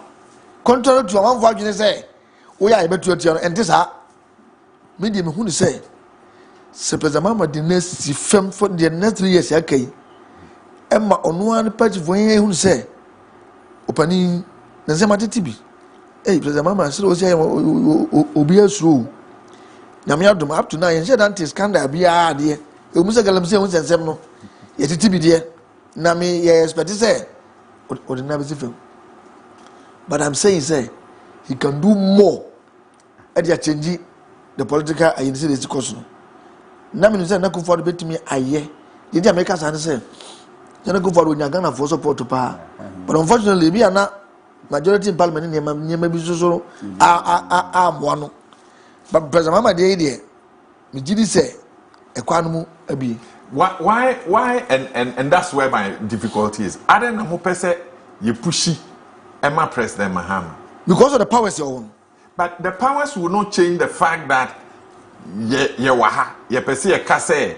ye free asantinti ye de ye gina even though you Baby Kojo why won't the pastors Kojo say do you know that churches can hold vigil churches do service for omon crop why ya point to omo e de omo kwa ben that they expect that church members are and why sorry ni mu no see enya adwuma ma wo because omo church member you minister sure but when they know that the next unnecessary but ade e fact ni say in the parodo no so say ade a good cause omo support to yes and irrespective of and so it should be just as President Mahama is calling all of us to say they was sorry agina or the party enya adwena all come so won so sha say oh yeah say munya kwanya na mu educate party no because the pressure eba mutaka so no it is as if to say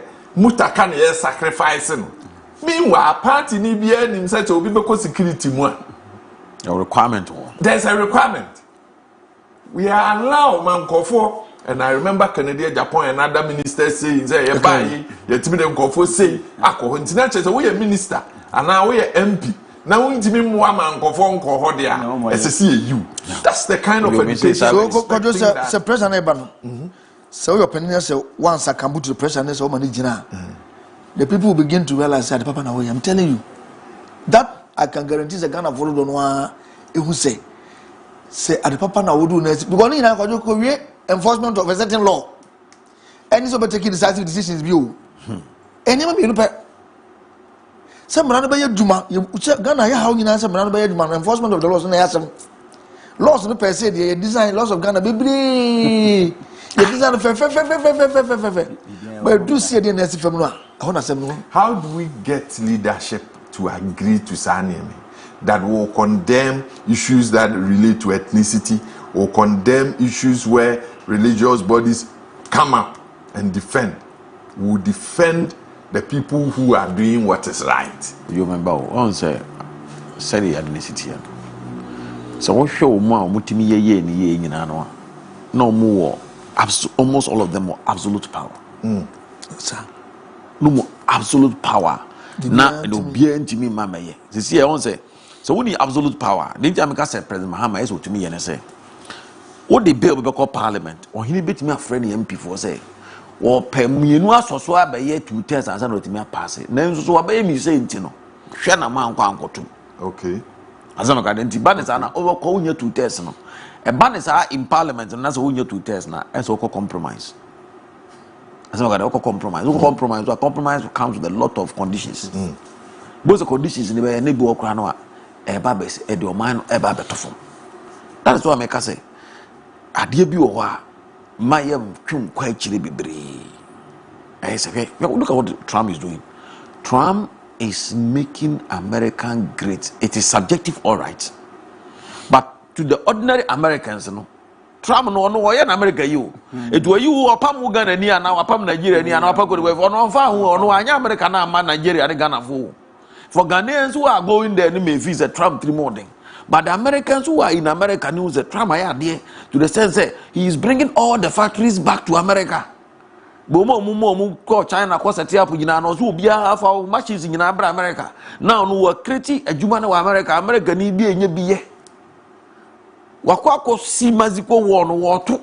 Onfa ho se blast be to atia. Onfa ho party. Wo to maziko wo no. Maziko wo no to to a all the social vices na say for cocaine no pushing nyina no wa si America wa si kwa me gura America e ma America for me no nom kosai. So on the mention to wo a wo tinchen no a obi anka wo kwa America ko di upa bia krata anya wo di illegality ko wura man ni mu na say for on case wo so obi akwa wo ko now go to the right your friend is saying procedure no a ya ma kwa America but na say Ghana ni anya connection ko to say Trump ni on the mention but what Trump is doing oh yeah America for na anka so we citizens Americans no we are very okay with it. Because he's making America great, or a president for America, or just president for America and Africa. So what I mention, 18 because Ghana had President Mahama was a chance, no. And no be pre-wa, Mexico go. Say President Enya shot ni panic tewa. What will be able to know? This will be changed. Will be able to know.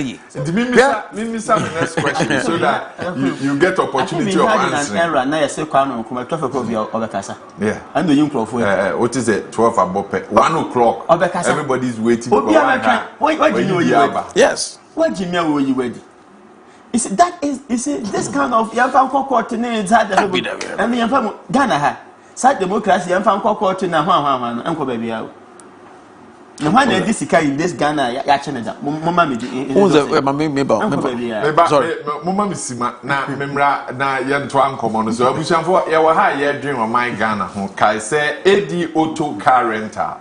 AD Auto Car Rental say wabedu Kumase wabedu Asante Mantemu wo ye business no a wo ye no obehia car business no a wo ye no obehia say obi ebe drive around baby a wo kono uhia car do ebenante AD Auto Car Rentals are you ready say obeso mo kwan sronko so if it's a weekend getaway if it's a business trip airport pickups or even for shege reasons na mama ni je enkomo ne ho no ebi a obeze ukona ukoje fans obeze wiase nyina hu se Jack me nso me bayi na watwi menya brama me ho ma spread my life wiase nyina hu se me nso me beje mani kakra edi auto car rental se bra na yemwa na yesade no se wabedu asante mantam ese se ukọ ayiye bi ese se ukọ wedding bi ese se ukọ business bi ekohia nkrofo ne omo tena ase ubehia car wo de beye sa nantie ni nyina edi auto car rentals are you ready from saloon to SUV car ben na ope a ope se do call rounds ubedu ye na akoba se ze okosunyane oh any edi auto car rental ni nkomo won be ma car edo beko edo beba a asembia ensi ho na ewuhia ne se obeto nsa afre wo they are just at your doorstep one eben airport runabout DVLA children's home ehwa na edi auto car rental ewo na hia ne se won bedi nkomo wa insure one cars ni nyina comfortable ride you would have from 0244 063391 0244 063391 and 0266 439327 0266 439327 Kumasi Airport Runabout DVLA Children's Home ehwa na edi auto car rental se e car wo de nante dia edi auto car rentals na anopay ye bo upnum na ye ka kire se bra na ye nya adwuma mpanimfo ne ye mo kan se metemo ase a lawyer mama sha se mfiri ho na se mampani etu anamum bia asa se oben sure se enkoye o ethnic background enkoye o personal interest enkoye political interest na obehwe oban Ghana na obi a obey exhibit sa na ema no obeyi na si nchen a obeboa na manaye. Oh, of course you will be there you be supporting 100%. I don't really the Ghana for you say resource beba say the partner we didn't see no irrespective of baby or free ba no what me deliver why the omanfo no akoma so pe obi a ko ha it is say Ghana ni onyanyimu one share particulars na say that sector no resource will bank one there at the end of the day saving in a lesson crowd be your opponent say omo e change your mind at all for that guarantee them say Ghana for on by sadia intino asori de be wo you could share gidi fo a ye we nyema ye be nyema tribal groups wo frigidity eno se be wo be nyema na embom se de no be we wura ya man sem ni dia ene be say isan say woni tua pa se di pass machine ese nka position we de ye de ma no ana ni pass machine a o position we de wo ye no emfa no kwam enso no da so to ekwaye obi de a na ye de abana ko bono de a mi say emma support a open no obenya enti kwado de yin na ye kan say wampani achia ne mu mi so be isan so no ankasa ni kasa yemu say ya opportunity ke say Ghana for do no an ho an wo arejemu say wampani mama obese nya kwanya say aba enti no ankasa waka say he can't afford to fail enti onye bibi na emeda ho say ene de wo ye obi e be ma opportunity say ko serve a say ya hwe pa de man for do no so ni say Ghana mra be page akọ gina ko ne no kotum and say o makwai masade no cost dey akojo I can tell you say this government obi e de be bia no 2020 dey be easy am I see doctor President Mohammed tu anamo no a we sure so be support na Ghana for better na chi say on hwe no onye na yenkwa yani that's it ma a typical example who MPP ma why do people like Ken? From Ken on Pekan as a for what reason? Objectivity. For Ubi Samia, personally, the reason I like Ken, they say, on one cassa no prof or crano or cassette You see, that is what we all want. And want to say, can impact maybe on your president impo. To sala not up in Crawford pen, even within the party. In Crawford per se, you know, be as a party in Koya or can. How much more the president?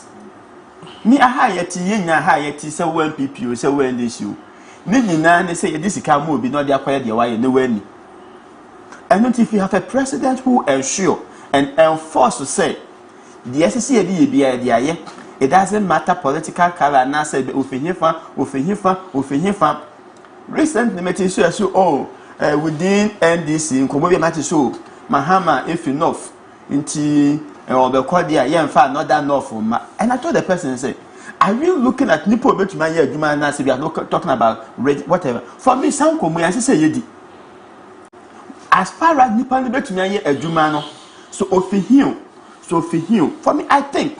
But this one said, yeah, Ghana for be a interest. We are about and I think said the same thing Kwampo is even going for MPP when they were voting. That became some of their conversations. So Mahama, if enough, into say Toma Bawumia or no if enough for no Ghana for Toma over. Just a common and Modio. Maybe Mooney, you know. Are you fine? But it is in common that you be within the party, no Moody, no. Maybe Moody. Okay, sorry. You be Moody,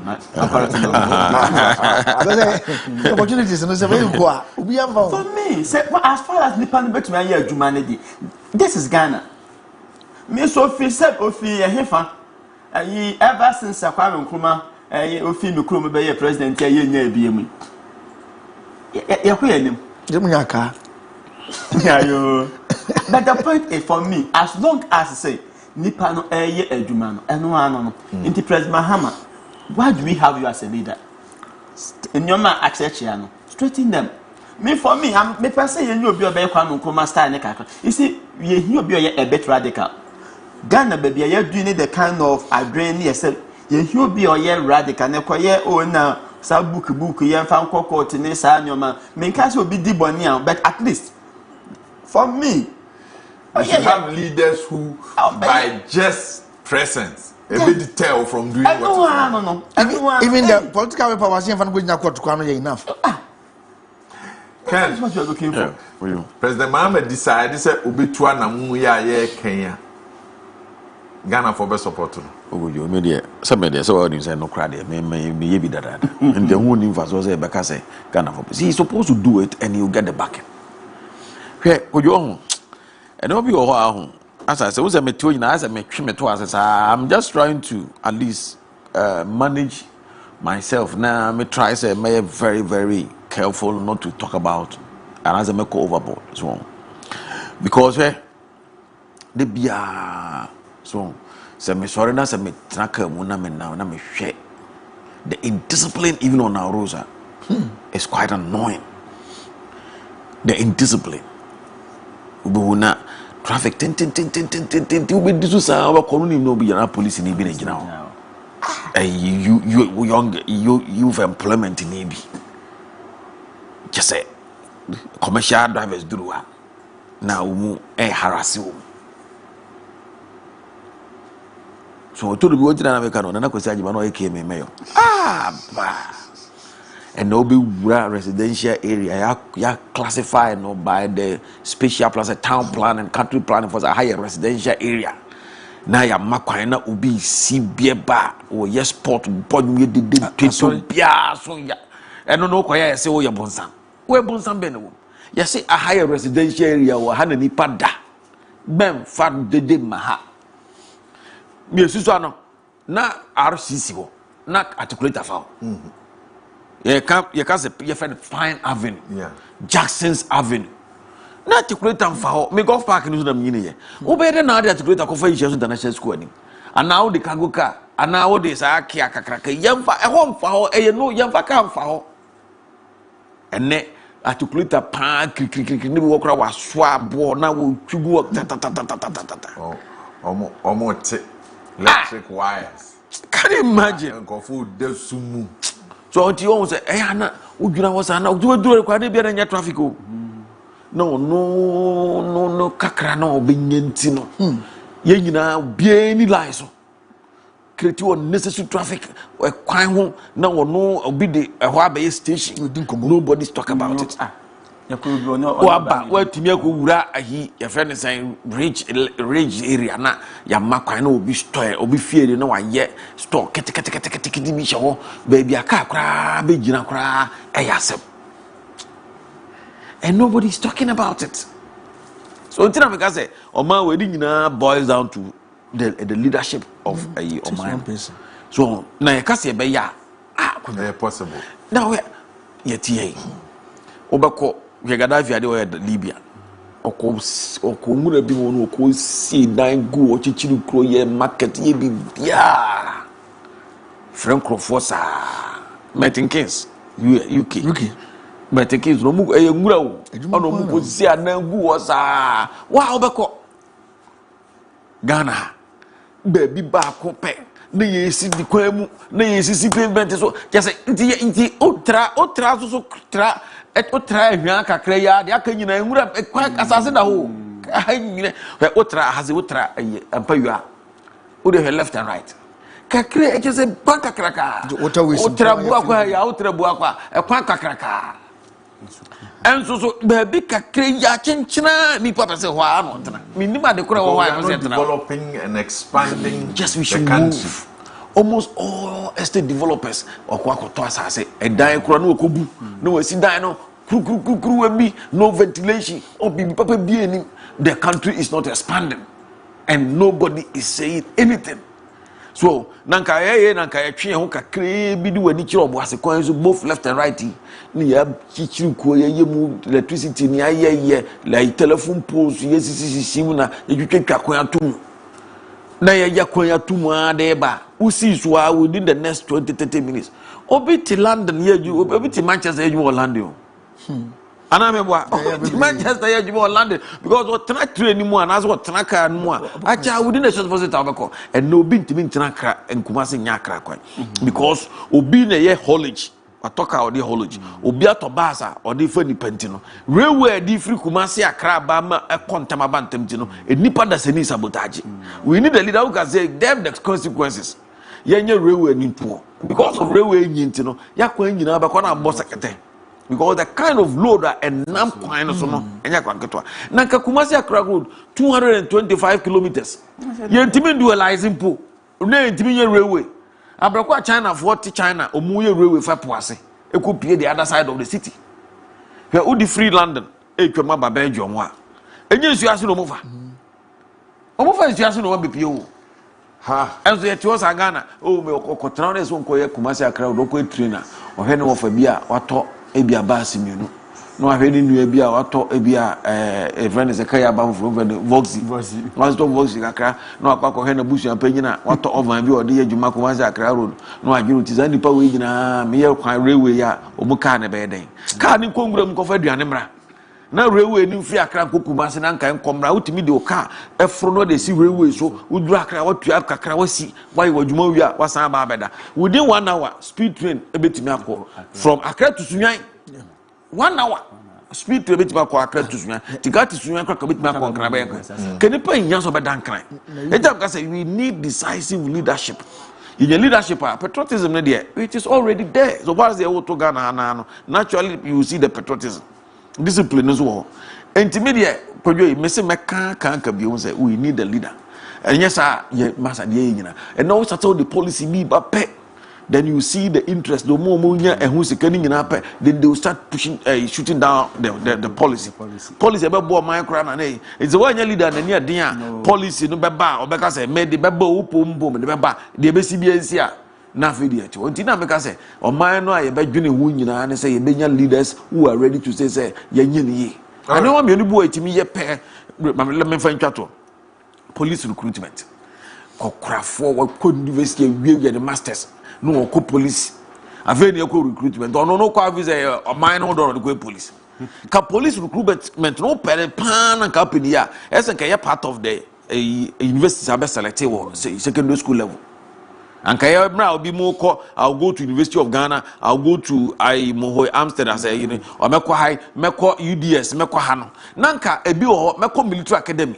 meko police training school meko ebia fire service training college meko ebia ayi customs exercise it you no for secondary school e ho na nkrofo ne enkola ne peke omu ayo e passion no ye school ya force ne akokadet anopa e bo kon cadet bell na we dware na akojo hey left right e ho no the person have developed the passion for military. So what I mentioned, and now what I'm Mako University, I could make it choice every because we made it. So you better have been couples with Javinisa, I mean, copy police in Misa, and to no, or food who's or tip police who's a professional. A Jumano 17 or better until Akuma Papa or the Juma. In the US Army, straight from secondary school. Now call US Army and two Cocranas and who took you who's Robia because who really have Mukuba. One year we are warrior, we are neither in the Magufi, on corner of Fano, you to know one American. Patriotism, ethnicity, political party, patronage, and I yedi home come abidwa for charging AD auto car rentals macatro. Say what be do asantemantem uhia car edu juma bia AD auto car rentals. One war airport runabout Kumasi, one ben DVL and I say children's home. Fred 0244063391 and 0266439327. AD Auto Car Rental and Anope ye come for a mouth. Minim se mo sima kakra wo manimu a wo a wo hwe opese o kira obetimi afre 0206334646 and 0206334747. Quick questions. Now, maybe whether I'm able to get quick answers from you. Honorable Kennedy can come. The speaker is asking for MPs to be riding to Parliament. Meaning what is uncommon? They never ride there. Their bicycles. Oh, okay. I'm a theory, I mean, you said, catch the museum. Who's a riding? No, your motorbike, how about me riding? And your bicycle, how about me riding? Yes, there were concerns that people were raising, and he was suggesting that Omunia no film near Momu for Mukasam. But you do throw more like a crabby, just 30 seconds. I'm concerns me that the ministers and MPs should be riding in their bicycles. Now, Omunfanko. And Rashi Bidram, and the speaker said they should use their cars. Why the cars were more riding? There were concerns. There are MPs who had made those suggestions. Anyway. Why should they ride? Sir, we are cutting down costs. So I think say Yandrus has system. One say if you are trying to come home and make a problem on my way. One okay, my main castle say German councillor. Sorry, no so be bicycle. Ako a officer. If you call, when him say cameras go out, one, the security will be watching him or her. And I say, baby, so the road network. And besides that, a road network in the lawyer, no, the weather, no, oh, yes, so best size in the body, will be to me bicycle 2 hours or blue, and who cried delivery. Yeah, that is the weather. And 2 months of a corner, the smell, the bibiano remain the same. Anna, besides, and also then I'm so old, and man spending too much coffee, any hot water, no, but no, and my sister, me, baby. Na Ghana, Kwame Nkrumah Ghana, yeah, and we are so because they are so full no mujawi. Also, being a bicycle van in Parliament. Or the corner that I did enough for. The person will be smelling up, Chaban Krumah. What a mention. Fine, you want to cut down costs. Emom no get be and go because be cranoa. Yem yet designated areas be you bet me a pick it back. Yes. Ebia most MPs, no bet me a MPs no me 275. You can easily look at their locations. I'm going to be a ha, maybe bus. Hello, good morning. Hello, good morning. Yes, sir. Quite a car, total. Because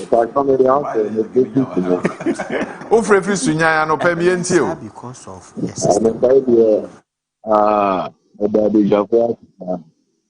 much yes, I understand when your car when you hold the responsible, I'm because the concept president no appointing me to be no president at your car. But your car, minister, and one contribute. Because you see, I come to you pay a year former finance minister. Wakwa Tina a year. Inti, there be an year you for Manam, dear pay. A year for Pan, your name. Yeah, Momo of Pat. I admit, dear area, the best that when we amount 5 years in jail. When we amount 10 years. Meanwhile, Nipana a lot of Ghanaians, a lot of Ghanaians, I don't able to maybe a deal to my don't lie. Baku for us. Sally Pana, yet to be young. If you know, I call up, I bet you can see a reunion upon General. All right. Yeah, that's it. And okay. So we move. Are you sure that we may get into the problem of paying more for fuel because of Iran, US at the end, Doc? I think say yesterday, I think say honorable Castle. See a boy a better year. But I say Ghana 69 years, pensioner. Your boy a better year. Now all your Ghana, Cassie will go and the no, I say. Inti your boy a better year, and Kaya Kafu, once a Nanka Iran, Quanka Ghana Hamilton. Yamoy a better year, Inti, see Iran or Kunti, we are here, Yena, Yansungu, Yamos, then say, Iran, you queen fool. Meanwhile, be a talk, I tamaton. So look at this. 69, 9 years after retirement. FNB sound coming. I don't think better late than never. Anyway, lawyers Abuduku. And so after the board, the formation of the board for Kumasi Asante Kotoko, is there a hope for the future? Well, obviously, there's always hope. Football, no, the Americans surprises in the woman money football. Yeah, and anxiety, no, sometimes you soon near a home. Do you understand? Your pen was Mizakotoko, even in those days, Nakotoko players, you know, you're mature enough, no plan. Over now, come up in be Abashokuno. Over now, visa, no more boogie size. Unfortunately, and then when your players are mature because of the Ezados train. The player bought 2 months and open Sudan, maybe I call. Nina, so bring a capital with you, toss as it is a mobile be gra. Go, Uswasa, I extend to Pragra, mean proper medical. Quite unfortunate. And Timmy, sir, you are the Timmy Amani board, no. You are what Sansia can name you pa. About 3 years ago, no, Okazo, no edge. Aye, after sending our tribals near then I said, I didn't example. Panifoes no more previous board. Timizem Komodibi Akoswa. Say they are ready to take their club to a certain level. Kotoko family no Yakoma. But you name boom, Kojo. Say supporters attitude na ye say ya no. Obeko stadium no. Now with me a kind of Protestants no. Say sa na be to aso a board for come back you budane. You go to see come di be room no enyi sika keto o enti o mehia kotokoso support your stadium kese na gate process no e koso mo manya bi ya introduce fabu senses say support say we are singing electronic means between they are joining support group no asa contribute to financially sani mami me use say a game changer especially the fabu senses no eno na obako Tanzania no Simba no na ye no mo baye one of the African giants. A support base. I say, go Morocco, because you see, you go say 5-1. We share supporters, no. We see gather, we ever start match in a share crowd. No more say almost Jamana could a boom say game. At the same time, oh, could you never? As a man has it for 50 years. Meanwhile, because our supporters name you. Because we need about 30,000 people to fill Babayara to his full capacity. So if you are boasting of over 50 million supporters here, let's say 30,000 per match, you could do 8 million. All right.